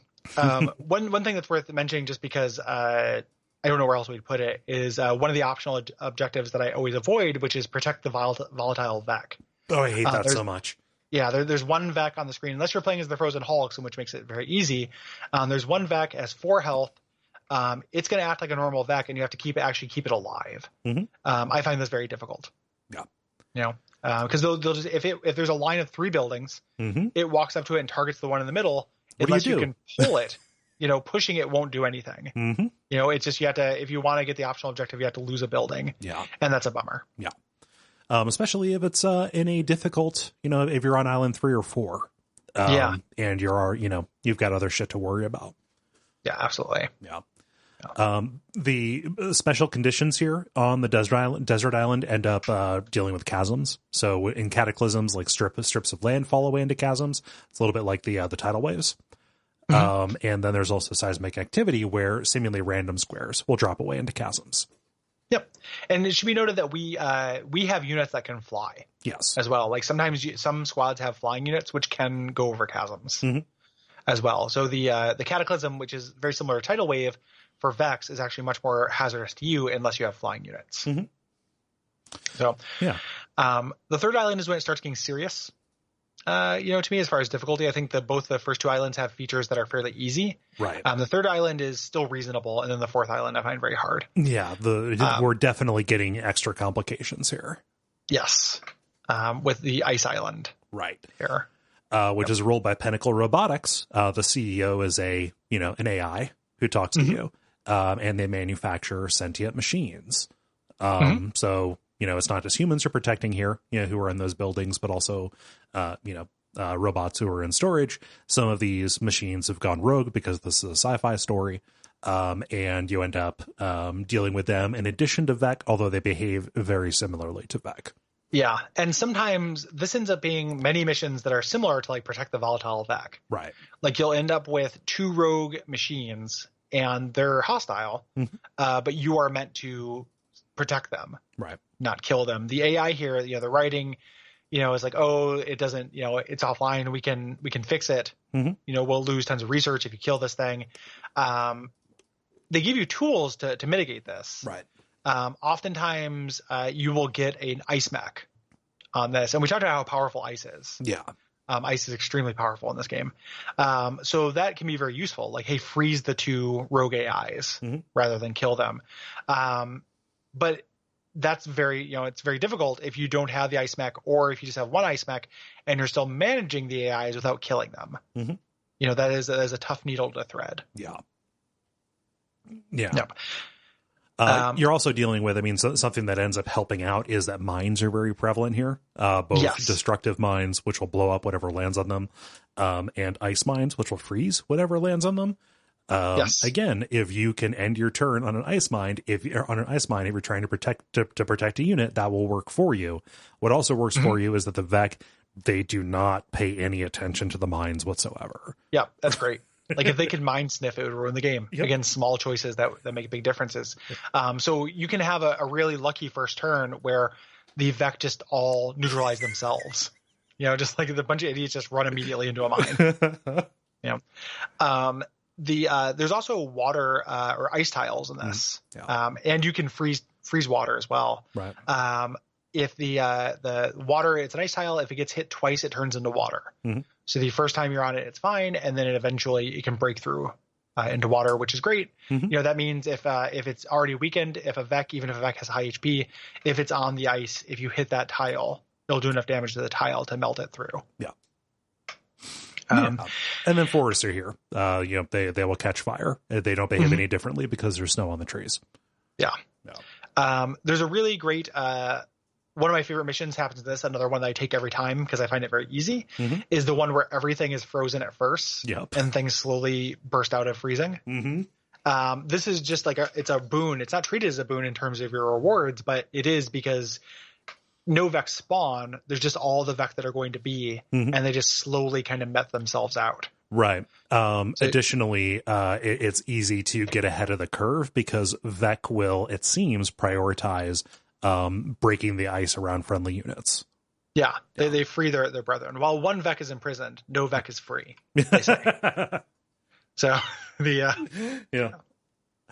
it's a good mission. And the mine laying robots, I like how kind of chaotic the protecting those guys is. Yeah. Good. Good level. Still tricky. Yes. All right. There are also ice storms that sometimes will freeze the entire map or freeze big areas of the map. Yeah. So if you can push enemies into those, they will be taken out of commission. So. Taking us to the 4th island, Factory Island, which is run by Detritus Disposal, this company that specializes in turning junk back into its component elements, which has also turned their island into a literal garbage pit. Yeah. Yep. This is where the acid comes from. Apparently. So there are puddles of acid and pools of it, which are like water. Right. When you leave if you walk through a puddle, you'll get acided. If you end up in a pool, you cannot act and you'll leave acided. Yes. Yeah. And again, this causes weapon damage to be doubled. So I like this island quite a bit. Because, partially because of its special conditions, the conveyor belts and teleporters and stuff. What ends up happening is the missions can go, or the battles can go very quickly because, damage is effectively doubled if you can manage it really well. But you're also spending more time planning because there are just more no-go zones. Yeah. Can I do a very quick watch out for fireballs rewind? Sure.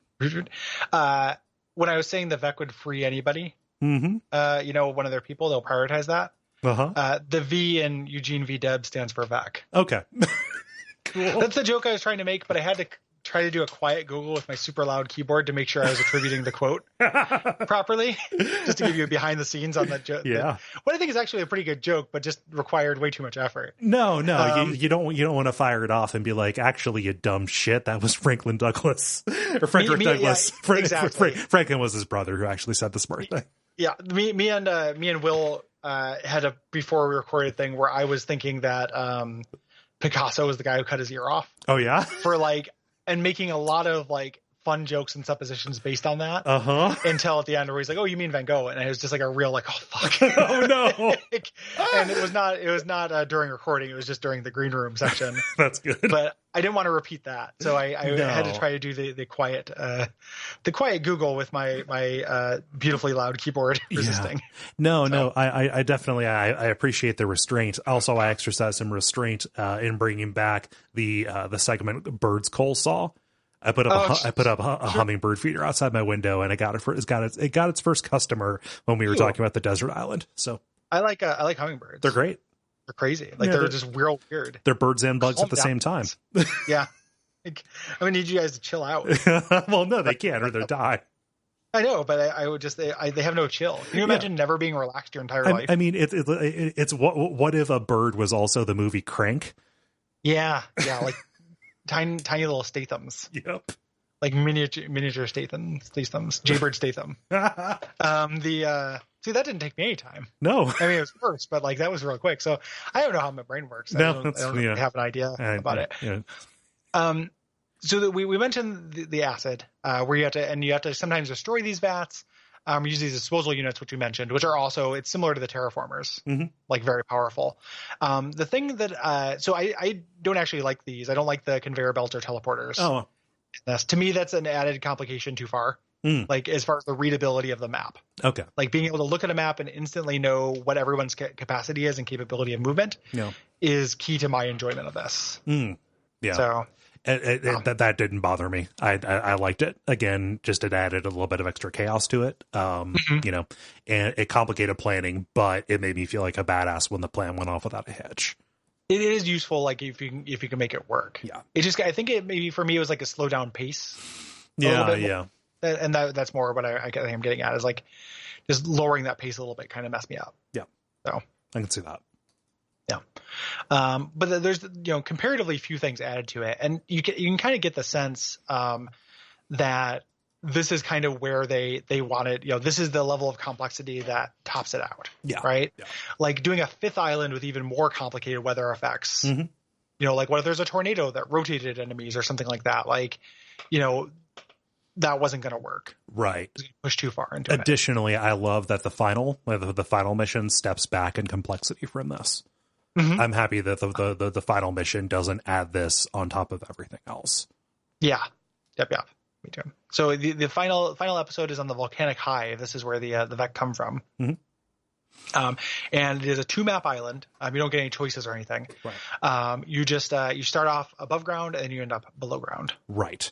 You don't have buildings to protect. Instead, they drop these pylons that basically just act like buildings that get dropped onto the map. Yeah. And both of these are difficult. Like both of these are very hard. And they ramp up. And they also have like a lack of randomness to them in terms of what's going to happen. Right. Like these are very static in kind of the order of events. You can eventually get to become, to plan for it. So, yeah. So like up top, you've got this volcano that is going to kind of alternate in rounds between creating a lava flow and dropping volcanic rocks on you. And it's pretty easy to predict where those are going to be, which maybe has like the flavor of a bummer, but doesn't necessarily manifest because that bit of predictability helps because both of these maps are going to overwhelm you, both with numbers of enemy and also the alpha versions of these enemies. Yeah, the most difficult versions, right, of them. So that first one, as we mentioned, there'll be those different lava flows, those instant death tiles that are kind of random that will show up. After you survive for 5 turns, the floor collapses and you drop into the underground section of the hive. And there is a run-filled bomb here, which you have to protect. Have you had a mission where you lost the run-filled bomb? No. before. A new one comes in and you have to survive for 4 extra turns. Oh, Jesus. Yeah, it is. I'm just like, this may as well be a death sentence. Like, you know, that's really good. Because you survive this by the absolute skin of your teeth. Yeah. And while you're doing it, you're having these new hazards. The lava flow thing is back, but instead of just kind of it being lava, it's these tentacles that come up and destroy lines of terrain, or come up at random spots and try to destroy anything in the tile. Yeah. There's like the hive mother or whatever below the ground. And this is where you are sacrificing any of the other pilots that you don't want to fling out of danger through time. And yeah, you are again burning the ships. Yep. And just trying to make it. This is very difficult. Like it's kind of hard to overstate how tricky this is, right? Like I can fairly consistently, if I ever run that makes it here, which doesn't always happen, but if I ever run that makes it here, I can fairly consistently beat it. It's just a lot. Yes. Like, and the Vec do more damage to your building grid. So when they hit these pylons, they will knock off 3 hit points, 2 or 3 hit points, not 1. Right. And many of the champion Vecs can hit more than 1 tile. So with that AoE, they will hit multiple buildings, each of which that is worth 2 hit points or 3 hit points. Yeah. So a single round will swing way more than you're used to. Yes. Yeah. So just tough stuff. But once you beat it, everybody kind of says their goodbyes. They warp back. They're like, okay, time to go save another timeline, as we mentioned. And and then you can start again. Yep. You see the Renfield bomb explode. The Flash is seen in orbit. Yeah. And that timeline is saved. Yep. And you get that little scroll that is your score, which is the population of Earth by the time you're done. Yeah. And that Earth is saved. So kind of a sweet moment. Very much so. The kind of particulars of this game, like the most important choices you make are your pilot and your squads. So let's talk about these guys, these problematic bachelors. So yeah, you start the game with 1 pilot. This is Ralph Carlson, kind of a grizzled old guy who's been fighting for centuries. And you only earn more when you get time pods or as rewards for perfecting an island. Excepting the hidden ones, right? Which you actually get a different way, which we'll talk about when we get to those. Ralph is a really great first pilot. His special ability is that he gets extra experience for killing enemies. Yeah. +2, and now is a good time to talk about experience. At 25, 50, and 75, at those breakpoints, you get one of 4 rewards that is randomized. It is either a +1 health, +1 move, a power core, or +3 to your grid defense. Right. And that's not 3 HP, it's 3 percentage chance to save a building when it gets hit. So when you get those randomly, so that ends up actually making, almost like in a way that evokes deck building. I will end up with some like low pilots, like, oh, this guy got 2 grid defense upgrades. Fuck, like this guy's gotta go. I'm going to sell him as soon as I possibly can. Sorry, you just keep insisting on calling it selling a person. I'm seeing the wireframe here. Cole. Yeah, okay. Like the fiction doesn't exist. Like you're trading them for currency that you use to buy weapons and upgrades. Right, yeah. It doesn't make any sense that they're like, okay, well, you station this pilot here, and we're going to give you a new weapon. You just give us the weapon if that was the case. You're trying to save the world. Yeah, it's a barter economy. I know, right? Yeah, but yeah, Ralph is good. Experience generally always good, but it can work bad for you, especially if that is a pilot that if that was the pilot whose ability you wanted to carry you through to the next run. Yep. A little pro tip with him is when I use him, which is not often after I unlocked other pilots, but when I have used him, putting him on a mech that is hard to level up to keep it in stasis with the other one. So I tended to put this guy on my science mechs, actually kind of counterintuitively, because those have the hardest time getting direct kills, and they, once powered up, they can get significantly better. Right. So makes sense. Yeah. Do we want to talk about all these, or do we want to kind of hit our favorites? Let's go through them. Okay. Let's talk about all of them. So not that I'm not trying to inflate the episode, but these do make big differences. They do. Yeah. I never found much use for Harold as kind of this old engineer guy. Harold Schmidt, what he does is he pushes enemies away when you repair, which can be pretty useful. However, I do not find myself repairing that often. The way that I think about this guy is that the push is primary and the repair is second. Yeah. So it's almost like he just has a new verb. And that's, so this is in my like top half. Like he's in my top half of dudes, just because having a dude who can reliably push in all four directions, on top of everything else was good. That's good. Yeah. But repairing, which we talked about, is something I don't do all that often. The ones that substitute repairing, it's even the next one substitutes it. It doesn't, he doesn't do it in addition. Yeah. So, Abe Isamu, is great. He has armored, which means he takes one less damage. Yeah. This has 1,000 different synergies with the different mechs. Basically, this is so any mech that over the course of its regular verbs will take damage. Guess what? You just got rid of that downside. Yep. Really, really good. Personality, he is kind of a tough, no nonsense. Like when you upgrade him, he's like, well, I didn't need that, but thanks. He's I'm going to fight the enemy with one arm tied behind my back type. Really, really good. Bethany Jones starts shielded. So she has an energy shield, which goes away after taking one hit. I think this would be good if it wasn't for a later pilot that obviates this. Yes. That's much better. So Bethany and her twin brother, Isaac, they both end up being kind of beginner traps almost. Yeah. It feels like, because it is initially attractive until you understand the way that the things articulate. Yeah. Yes. The story between those two is actually really cool, because you're in different timelines. They're twins, but there's a little bit of like a BioShock Infinite thing going on here. Like some test stuff, yeah. Yeah. So like it just at any given timeline will only have one of them. Yeah, and they're both brilliant scientists, etc. We'll talk about Isaac a little bit later when we get down there. Henry is overpowered to me. Yeah, Henry's good. Yeah, Henry's very good. He's kind of this brash, blustering, braggy kind of guy. Henry Kwan. He can move through enemy units, which just opens up so many tactics. Yeah. Yep. And we didn't mention that before, that you can't do that, but it's worth mentioning because that makes a big difference. Like when you position your guys initially, or when you consider movement, they will form walls, and movement maneuverability is hugely important in this game, like getting to spaces to do the things you need to do. Yeah, we talked about it in relation to blocking enemies, but we didn't talk about how the enemies can block you as well. Yeah. Which is just and obviating that is a big deal. Yeah. It's another reason why flying is cool, because you can't fly over the main flying unit that you use can jump over things. Is more what that is.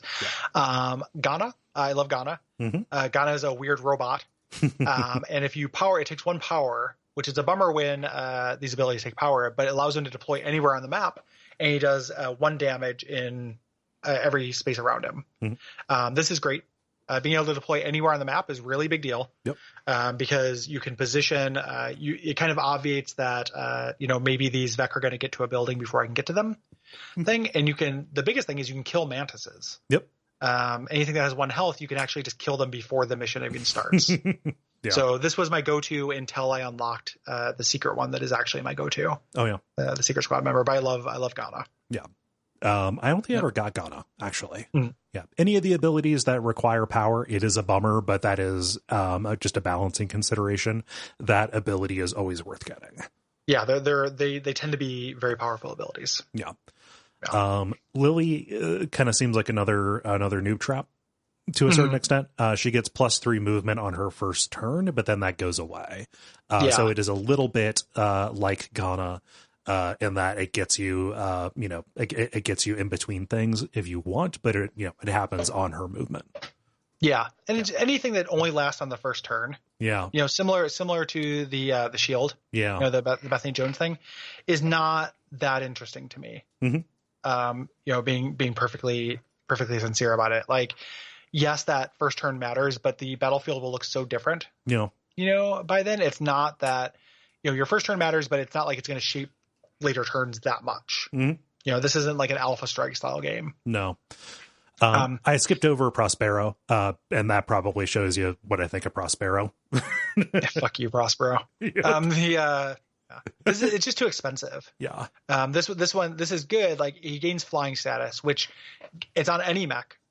So giving a normally non-flying mech the ability to fly can be huge.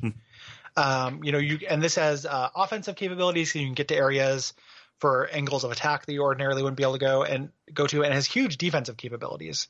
Like putting an artillery mech flying over a chasm where it can't really be approached is hugely powerful. It just requires too many of the right situations to happen and too much investment for me. To really dig this guy personally. The Chen Rong is really good. He has the ability to move one tile after attacking. That's surprisingly good.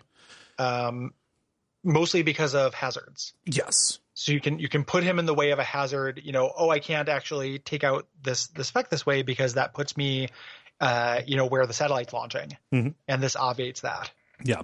The only reason I don't use Chen more is because my go-to, Archimedes, has like the super powered version of this. Yeah. Yep. There's a better version of it for sure. Yeah. But, Chen's doesn't require a reactor core. So, Camilla is incredibly powerful. She's in my top tier. Because she is not affected by webbing or smoke, which means basically she always has complete freedom of movement. Nothing can hold her down.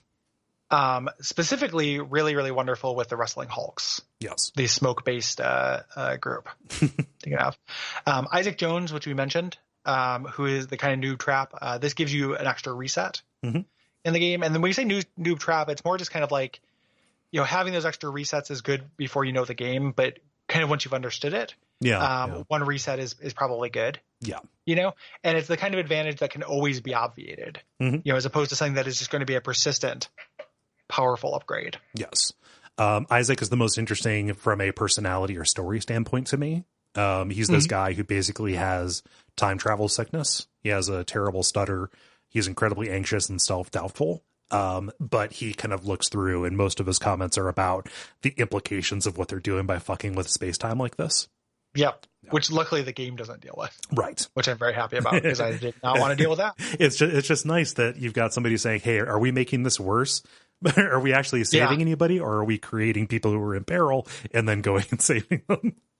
A chess piece can't die. I'm sorry, little man. You're a chess piece to me. Silica can be very powerful, but very similar to Prospero. Like I could very rarely make this work. Yeah. Silica needs 2 power cores to make this happen. That seems so expensive to me. If you have the right thing, it's very powerful, right? Like, so it instead of doing a move and an attack, they can not do a move and do 2 attacks. So this becomes like a boss killer. Right? Like if you put this in a position that a Vec might come to it and it's a boss and you can do 2 attacks and you've done upgrades on the right mech, they can kill a boss in 1 turn. Yeah. That's phenomenal. That's worth an investment, but you kind of have to just have the right mech and the right Vec kind of movements to make this work. Yeah. I could also see it being if you had any kind of loadout or mission that required you to take very little damage, attacking and repairing would be a good pair as well. Yeah. Archimedes is my MVP. I like Archimedes quite a bit. He's like an android kind of guy who can move again after attacking. It takes 1 power core, but it's his full movement range. So this is all about hit and run. Yeah. Really, really, really powerful. Yeah. This was my fave. Archimedes and Abe were my 2 faves before I unlocked the hidden ones. Yes. So the hidden ones are the way you get these is that by destroying mountains in certain areas, you might actually get a little nodule with one of these guys in it. Yeah. A beacon, which will give you these hidden pilots. I cannot get the 3rd one. No? And I don't know what's going on. I don't know why. I've been following, the steps and stuff. I don't know. I'm just having very bad luck. I didn't get any of these. I did not know they existed until I started doing research to make the notes. It's neat that they put hidden ones in here. Well, they're also Easter eggs. Like these are races from FTL. Yes, exactly. These are aliens. And this really plays into these hidden ones. The idea we talked about a bunch on the Slack is the idea of like, why isn't there DLC for this game? Because you could keep most things the same and just do like, I would buy a DLC easily that was 3 new pilots and 2 new squads. So Kazakh Pleth is very powerful. It's a mantis that instead of having a repair action has a 2 damage melee attack.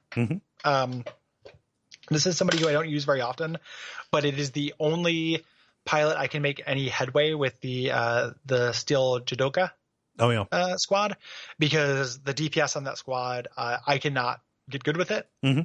So having a 2 damage attack, and a 2 damage attack is very powerful right out the gate. So having that is really, really useful. The trade-off on, not having a repair, we talk about, not necessarily using that quite a bit. The one area where repair is useful is if you are on fire and don't want to be on fire anymore. Exactly. And there are weapons and kind of passives you can get that will heal you without that, but they are not guaranteed in any way. Right. Maffin is my go-to. Maffin is my really, favorite pilot. it looks really good. Yeah. So he's a Zoltan. He has twin benefits and one kind of big downgrade that is easy to work around. So he starts with a reactor core, which is huge.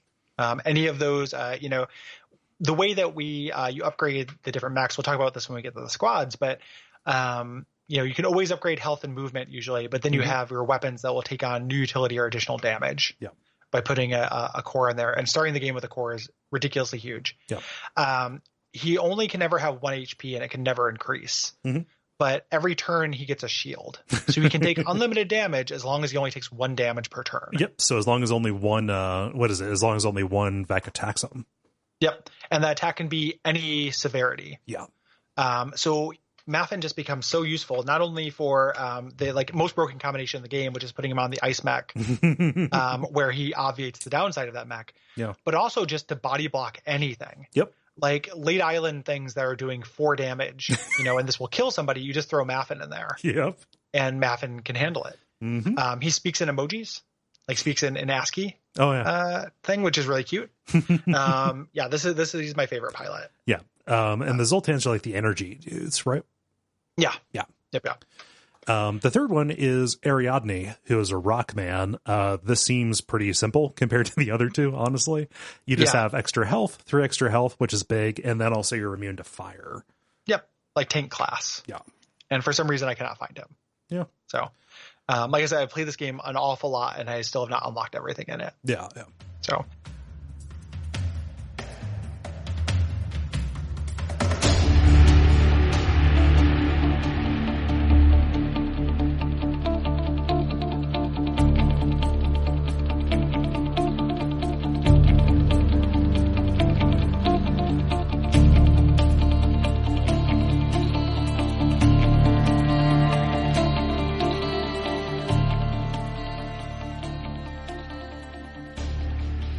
let's talk squads. Let's do it. So this has the biggest impact on how your strategy works, right? And like we said, you unlock them by getting these achievements. Each squad has kind of internal synergies that happen with it, kind of naturally, because you're getting the same 3 mechs. Every time you roll with a particular squad, their upgrades end up kind of specializing them further. And you can get further synergies by putting different pilots into the appropriate mechs. And these squads are really well considered. These are put together and composed in a way that is in line with the preternatural elegance of Into the Breach. None of these seems superfluous. No, they all suggest a playstyle and support it. Even ones that never clicked for me or took longer to click. I see what they're going for and see how they could work. And it is a humbling experience to get to one of these squads, be like, these guys are fucking trash, and then watch somebody just dominate on hard mode on YouTube, because every one of these is someone's favorite, and matches their playstyle and their natural inclinations, and fucking, bravo. Really, really good. What I want is banners, either sports team banners or military banners for some of these guys. That'd be fun. Just a flag for the Frozen Titans.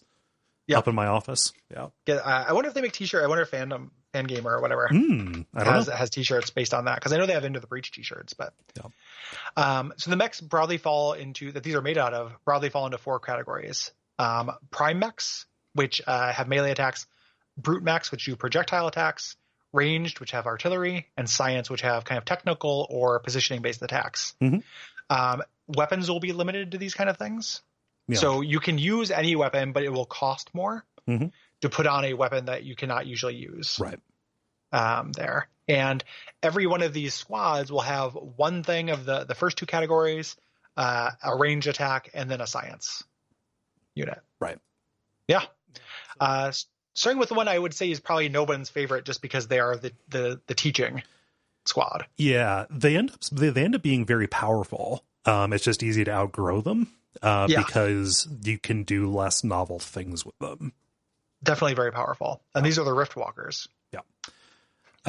And these are obviously very much designed to teach you the basics of the game. Mm-hmm. Yeah, these are just your regular olive drab Gundams. Mm-hmm. And you don't have a science unit, and none of these guys can fly, which ends up being the biggest, one of the bigger trade-offs for them. Yeah. Yep. So you have your combat mech, which is punches enemies and pushes them. Mm-hmm. So you're getting introduced to doing damage. You're getting introduced to shoves, mm-hmm. and this upgrades into a dash. Yeah. So you can do that from across the map. Mm-hmm. Ends up being very useful. Effectively, you become a projectile, and unlike some mm-hmm. of the other dashes that you get, it does not do damage to you. Mm-hmm. Mm-hmm. Yeah. The cannon mech is about as straight up the middle as they come. Mm-hmm. It is just a straight projectile. It can shoot all the way across the map, and it upgrades by doing more damage. But it also pushes as well. Yes. Yeah. So it does 1 damage and pushes, which is, that's what they're trying to do. And then the artillery mech, I really love these guys as the opening group, mm-hmm. right? Because everybody pushes. Yeah. The artillery mech lobs a projectile that pushes enemies away from it. Mm. In a cross pattern. You have to aim for the middle and push things, in 4 directions. Yeah. And you can upgrade it so it does not damage the buildings. Yes. Which ends up being incredibly important because, if a building is effectively surrounded, well, you just push it all away. Mm-hmm. Yeah. Yeah. So really, really basic, really good at teaching you about positioning and the importance of not necessarily slaying your enemies, but also just kind of putting them into position. Mm-hmm. The Wrestling Hulks was my MVP for a long time. Can you stop saying the Wrestling Hulks? The Wrestling Hulkamaniacs? Yeah. So Rusting Hulks. Rusting Hulks. It sounds like you're saying wrestling. I used to think they were rustling, like a cattle rustler. Oh yeah. No, these not wrestling. Yeah, these are junky planes. Mm-hmm. Is what they are. Junk planes. So this starts off with a jet mech, which is one of the best mechs in the game. Yeah. Ridiculous. Just relatively short range for mm-hmm. what it can do, but it will fly over an enemy, damage it, and then leave it in smoke. Yep. Which and these guys have a synergy with their science mech, which causes mm-hmm. when they're on the map, smoke damages enemies once per turn. Yep. So you use these guys to fill the map with smoke. He gets an upgrade where he can jump over 2 tiles, mm-hmm. Which is really phenomenal. And anything that gets smoked, deletes its action, cancels its move. Yeah. So that's what these guys are teaching you. Mm-hmm. The rocket mech, which fires an explosive artillery and creates smoke behind it, mm-hmm. Which is really fun. Learning that maybe you just want to fire into nothing mm-hmm. to leave that smoke behind you. Yeah, is a good lesson from these guys. Mm-hmm. Yeah, and also like we said, this has the storm generator, which having that out there, a few of these squads just have a unit with a passive effect mm-hmm. like that, which just completely changes the style of play. The pulse mech is your science unit here, which just pushes enemies away from all adjacent tiles. And it upgrades to apply a shield, which I think is pretty necessary. I fast track this upgrade when I get here. Otherwise, he's not very useful. Yes. There's a little bit of a theme of the science mech being the least interesting, mm-hmm. or the least effective, rather, one of these, with some exceptions. But figuring out how to use the science mech effectively can be difficult. It unlocks and enables the other stuff, which makes it hard to level them up because they're very rarely getting experience. Mm-hmm. And you do want to prioritize damage as much as you don't have to kill everything. You are going to have that boss battle at the end, and you will get overwhelmed if you're not killing things at all. Mm-hmm. The next one is the Zenith Guard. I like this unit quite a bit for this group. It forms a good pair, actually, as the first logical upgrades from the Rift Walkers with the Rusting Hulks. Because mm-hmm. these are both very different, but they're both equally effective. And that kind of teaches you that these are all going to be roughly equally as powerful. Mm-hmm. Yep. even though they have different kind of considerations. So this Yes. is kind of the first group that where collateral damage is going to be a thing that you have to really think about. Yeah. Because their primary damage dealer, the laser mech, is extremely powerful. He fires a laser in a straight line that does less damage the further it goes. But it will go through enemies. So, yeah. Yep, and can hit buildings and stuff. Yeah. So it always can damage buildings. You can upgrade it so it doesn't hit allies, but you need to position him on a vector where he's not going to hit a building. Right. If you don't want to damage it. And this Which is very hard. That's just a more difficult version of what you're already doing. Like, it's already a bad idea to attack an enemy into a building. Yeah, but now you have to consider the full space behind an enemy. Yes. And the balancing is he does the most damage in the game. Right. Or as opening damage. So like extremely powerful mech. I like the weapon you can unlock that is the opposite of this. The beam that does more damage the further it goes. Yeah. Yeah. Yeah, that's very useful. Yeah. You get the charge mech as well. Right. Which rams into enemies, damaging them and pushing them, but also damaging yourself. Right. So you want to get the, I forget which pilot it is, the one who takes one less damage. Yeah, you want to get Abe, so this guy can go around with no consequences. Yeah. Yep. And then the final one is the defense mech, which pulls a target one tile closer, and can also has a 2-use, like a limited use item that projects shields. Yeah. So you can use this to shield buildings, so that your laser mech doesn't obliterate them. Yeah. Yep. And yeah, really, really useful. Yeah. The next one here, the Blitzkrieg, is kind of the first of our elemental ones. I like these guys quite a bit. Yeah, these are good. I have it took me a long time to figure them out. Yeah. And it's still something where the concerns for collateral damage are huge. You know, like you have to think a lot about collateral damage with these guys because of their main damage dealing mech. Right. Yeah. So the lightning mech uses an electric whip, and what it will do is it will chain to adjacent enemies. And that you can upgrade this so that buildings can be included in the chain, but also won't take damage. Yes. Yeah. Your units will take damage. Yes. From this, but you happen to have the hook mech, who does not have a lot of utility as far as the grappling hook goes. Yeah.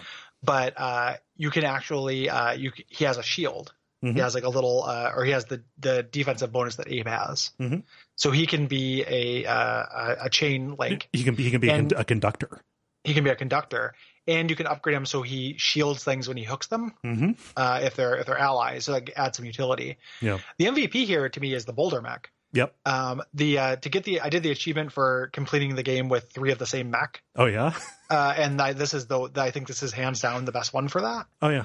The boulder mech is just incredible. Yeah.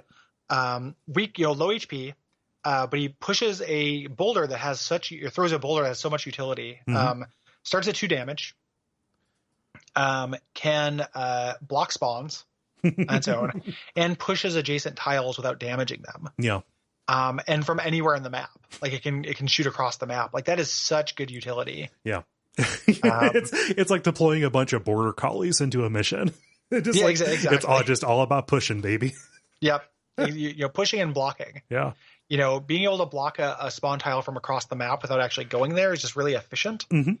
And you can do it like an enemy will be on a spawn tile, will stop on one. You can kill it and then leave a block there. Yeah. Or push one into something rather, because I think that killing it will destroy the block. But you can push somebody onto a spawn tile while blocking another spawn tile. Just really efficient. Yeah.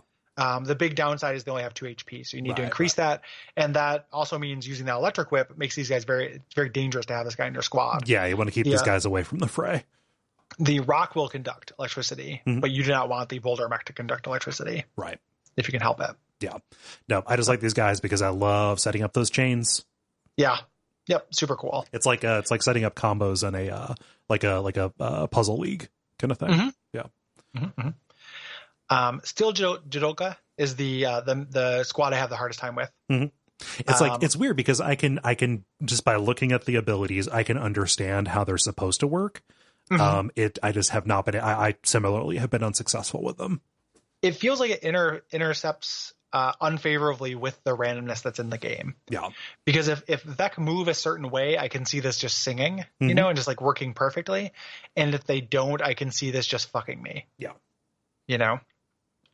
Yeah. So I'm just as a crew, this is all about, again, it is all about moving enemies around and not really dealing too much direct damage.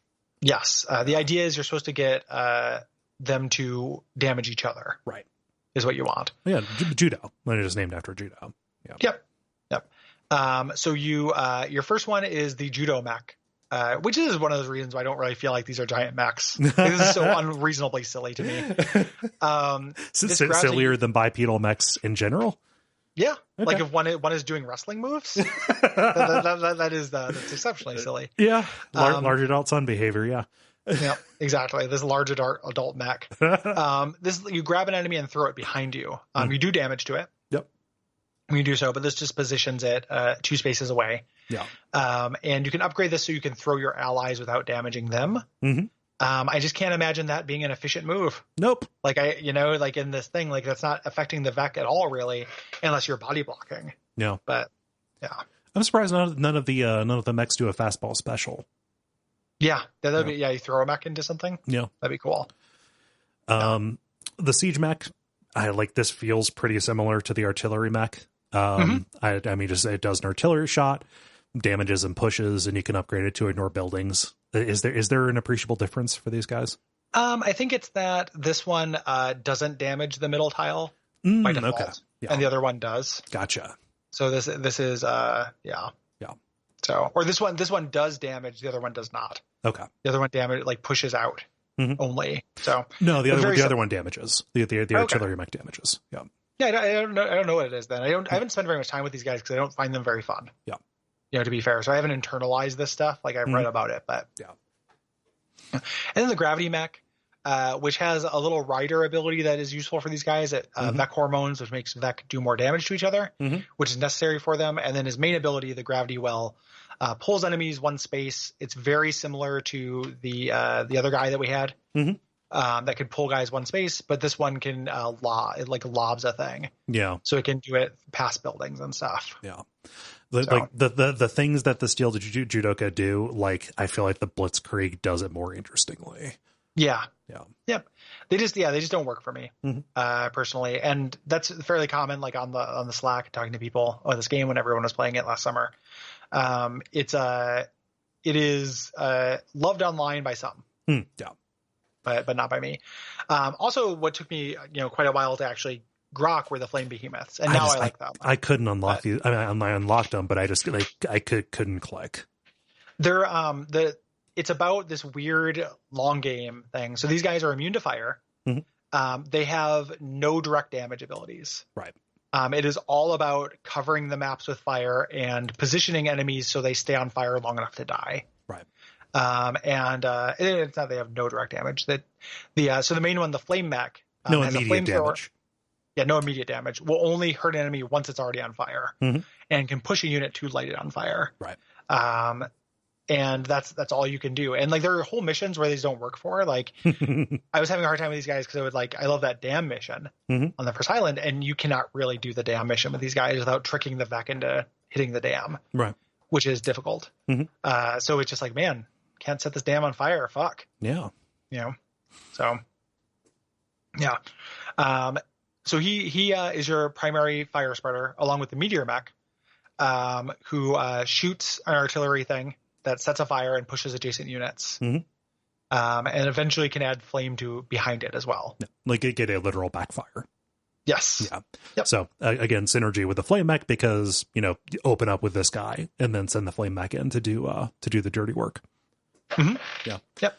And then the most powerful, arguably one of the most powerful mechs in the game, the SWAT mech. Right. Definitely the best science mech that you have. Yep. Swap places with any nearby unit, including enemies and allies. Yep. Can be upgraded to do 4 tiles. This is just ridiculously powerful. Yeah.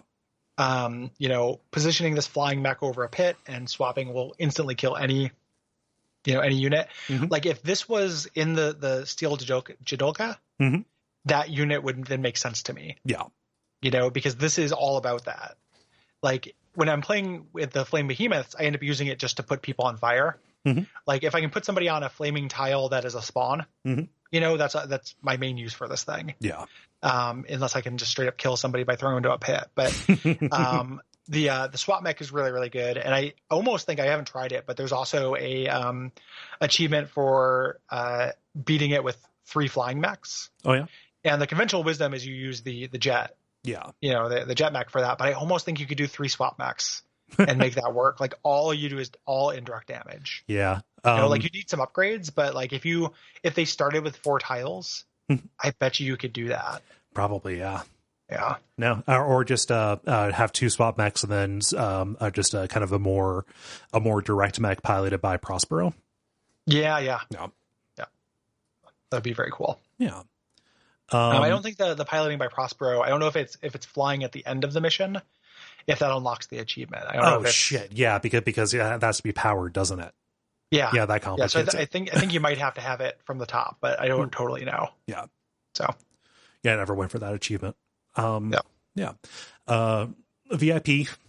One of the most overpowered ones is the Frozen Titans. What I like about the way this is overpowered is that it's not necessarily apparent. Mm-hmm. If you're just like, look, if you were new to the game and looking at a list of these powers, this would not stand out to you as a thing that just cracks the game over its knee like Bane. Yeah. This was definitely the first group that I got all 3 island kills with, and I still find them the most powerful unit in the game. So the Aegis mech, which I think is the best like direct, melee mech, there has a shield, does a shield bash that flips an enemy so it's switches direction. Mm-hmm. So good. Being able to just change the facing is just really, really cool. Yeah. And the fact that you can just upgrade it, like I attack you and now I'm shielded so nothing can hurt me. That is insultingly overpowered. It's really, really good. Like you can just go up behind somebody, like hit them from behind. They're facing you and you'll ignore the hit. Right. So strong. It also gives you something to do during a dead turn. Mm-hmm. If it's very rare that you want to minimize dead turns in this game, but if you have one, you can always shield up. Yeah. The mirror mech out of the 3 in this is the hardest one for me to use. Yeah. This is the fact that you have one unit that is mostly downside is the thing that kind of balances this. Well, the idea behind this guy is to neutralize the downside of the next mech. Yeah. So like this guy is like a Janus cannon that fires out of each side. Mm-hmm. And it's just very hard to make sure you're not hitting buildings when you're attacking Vec with this. What you're intended to do, the synergy, is you have an ice mech. Which is an artillery blast that freezes a target and ices the mech itself. Mm-hmm. And if you want turn efficiency, you want to make sure that mech, either you have it piloted by Mathen, which means it just neutralizes this and makes this very powerful, or that it gets hit by something. Right. So positioning this behind the mirror mech is really, really useful. Yeah.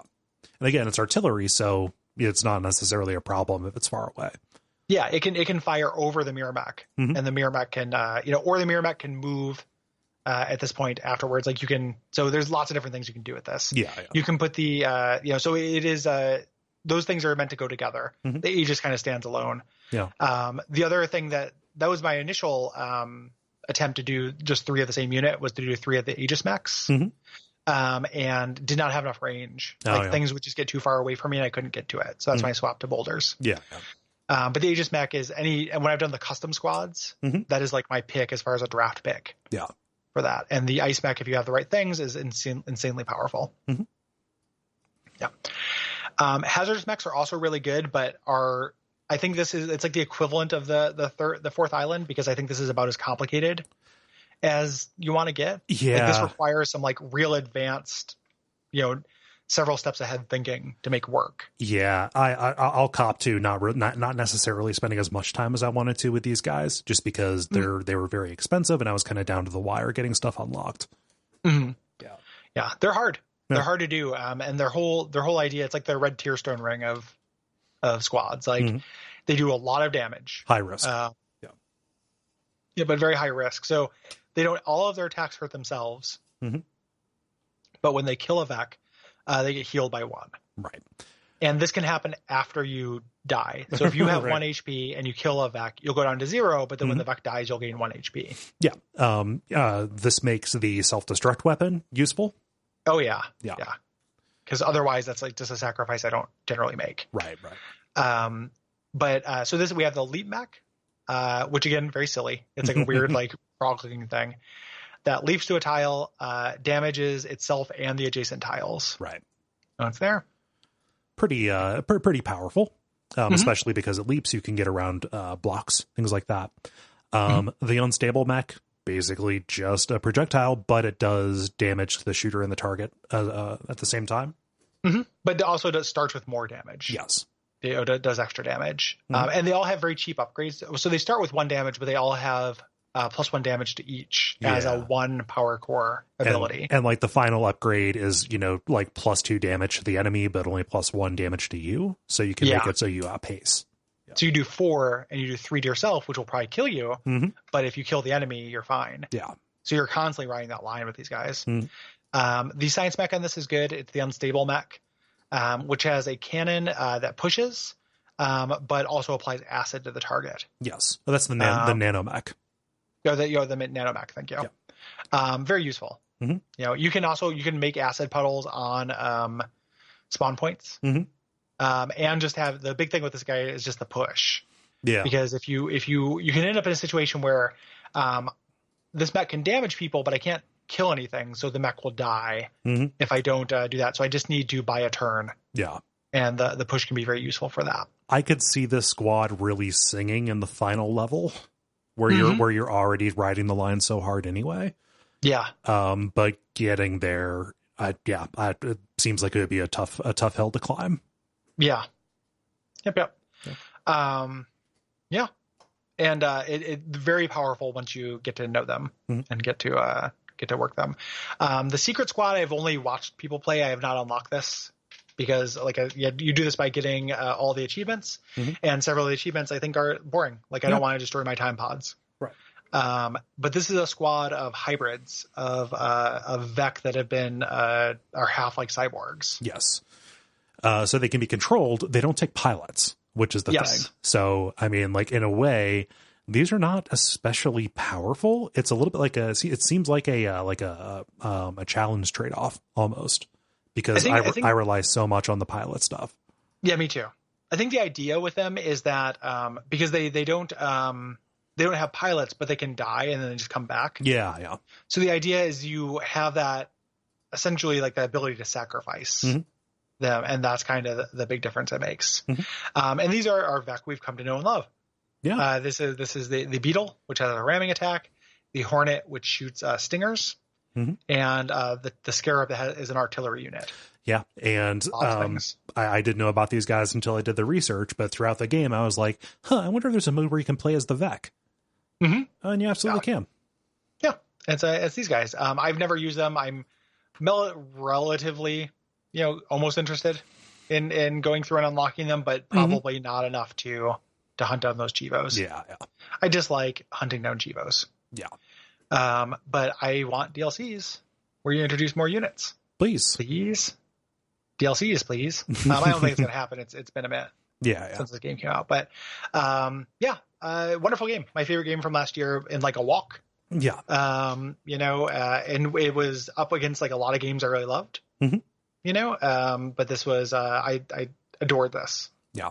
No, so. I was definitely riding the hype, especially shortly after this came out and people were singing its praises. But it's just one of those ones that was just a victim of time more than anything. But, this is a weird little pair with Hitman where it was a very similar thing, but I have an excuse for my job to play them now. So, I almost wish that they were further apart, because we did 2 games in a row that were just glowing and humming about the entire time. Well, what would you say if I told you that I doubt that we'll be glowing and humming about the 7th Guest in the 11th Hour based on my preliminary play of it as being an interesting and important game in history that is not very fun to play. I believe you, based on my experience with the game as well. Yeah. Yeah. So that look forward. So fans of both kinds of episodes of Watch Out for Fireballs will get their due, get their fill. Yeah. Yep. So big thanks again to Julia. Yes, thank you. A perfect game to suggest. Very happy to have a chance to talk about it and stuff. So many of the games I play just in my daily life end up being for work, and I had that weird feeling of man, I love this, and I haven't really had a chance to talk about it on a podcast. So I'm really glad to have the chance to do this. Yeah. And it just, I know this was the episode that had a lot of just kind of explaining the mechanics, but I think that is where the analysis or the evaluation of this comes is by, positioning all of these kind of beautiful, like crystalline, almost like structures that interface with each other. Yeah. And just, and seeing how those all stack up and lean on each other to build kind of a perfect house. Absolutely. So. Yeah. It's incredibly good. I don't know that I have anything else to say besides spookily elegant. Yep. I adore it. Yeah. The next up is going to be another, this was Doug's pick for choosing the theme. This is the 7th guest, and we're going to throw in the 11th hour as well, because that's a really shitty failure. Going to focus on the 7th guest primarily. I'm going to say it right now. I might get to a point in the 11th hour where I stop and watch a Let's Play for the rest of it. Yeah, so that's fine. I'm focusing on the 7th guest. Yeah, let's consider the 11th hour a bonus add-on. Yeah, we're going to do our talk about it, because I think that the shitty plot of that game, like the way Doug said, he's like, I was just going to do that as an abject suffering pick at some point, and it is that kind of thing. Yeah. But they do form, like, there's a real weird, like, the most interesting thing going back to it is that at the time the 7th guest and Myst were both like system sellers for PC. Yeah. And it was kind of before people figured out like how to make these kind of like cinematic puzzle games. And like for everything the 7th guest got right, Myst is the one that was like really noteworthy. Yeah. Like, I don't know that we'd have Professor Layton without 7th guest, but as far as just kind of like what's standing up, like 7th guest has great atmosphere. There's some pleasure in the ham of the acting, but like, boy, it didn't set the world on fire the way that it seemed like they were both going like equally poised to. Yeah. Yep. So we're doing those next week, and then for the third week of this month, we are doing something that we are calling the Golden Age of Tetris. So talking about Tetris generally, but also kind of highlighting some of the cool stuff that has come out here recently, like within the past couple of years. So things like Tetris Effect, things like Tetris 99. And I'd like to talk about Puyo Puyo Tetris a little bit. Yeah, specifically talking about some new variants, but just kind of Tetris in general. And now that it feels like there have always been Tetris variants, but they're getting a level of prominence. Yeah, they haven't had before. Yeah, more people are playing them, and it is a great time to be a Tetris fan. If you are a patron, if you go to patreon.com/Duckfeed.tv, you'll also be getting an episode this month about the Adventures of Lolo for the NES. Yeah. So we none of the main episodes we want to do this month really made sense for that model, but we wanted to have something special for patrons. Yeah. Because we really appreciate them. We do. Speaking of that, if you would like to get more episodes of a bunch of stuff on the network, but you want to get the full premium versions of episodes that came out here earlier, such as BioShock Infinite or Hitman 2016 or Resident Evil 2, go to patreon.com/DuckFeed.tv. Pledge a certain amount and you get that. Yeah, please. We really appreciate it. We also know what we're doing for the next month. It's the last of our theme months. Yes. So we probably won't have that. There's a full episode behind the Patreon wall thing in the future. That was more about puzzle games resisting our structure. Yes. More than anything. So the future will probably like plan things out so this doesn't happen. But the last of the theme months, which is brought to us by Gwen, which is 3D platformer month. Yes. So we'll be covering Psychonauts. Yep. A Hat in Time. And then Mirror's Edge. Yeah. This might be the first WoF game to make me vomit. I hope so. Yeah. I'm looking forward to hearing about it and hearing it itself. Yeah. No, I'll try and record it. Yeah, try to get that Tascam positioned above the toy. And yeah, I would appreciate that, and listeners would appreciate it. And yeah, we'll work it into the opening theme song. Just the percussion on the beat. Yeah. Yeah. So stretch it out into some kind of pseudo throat singing kind of deal.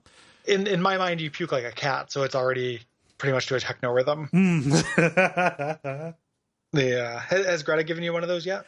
I've never heard it, but it only happened once when I first got her. She threw up on threw up in the hallway, but I don't have carpet at my house. I've got laminate flooring, so it was easy enough to scoop up. Yep. Yeah, not not a big deal. Yeah. Like weirdly, when I first got a pet, I thought that like, oh gosh, I'm gonna be real grossed out just by dealing with the excretions. But no, that has not really been an issue for me. So my squeamishness does not apply. Probably because of like, oh, when it's your own. Would you? What would you say if I told you that it wasn't Greta who puked in your house at the time, but me? Well, I'd ask you to please reevaluate your diet because it was very dry, and it looked an awful lot like partially digested cat food. Yeah. Well, I didn't want to digest it. It was gross, man. I wasn't going to digest that shit. Okay. All right. Yeah. Yeah. Ratings and reviews on iTunes. Yes. Helpful as well. Mm-hmm. And telling your friends. Yep. And yeah. I think so. Yeah. Big thanks to Doug and Julia. Big thanks to everyone listening. Yeah. Big thanks to the patrons. And until next time, what should you watch out for? Watch out for those Vex spawns because they're going to get up in your undercarriage.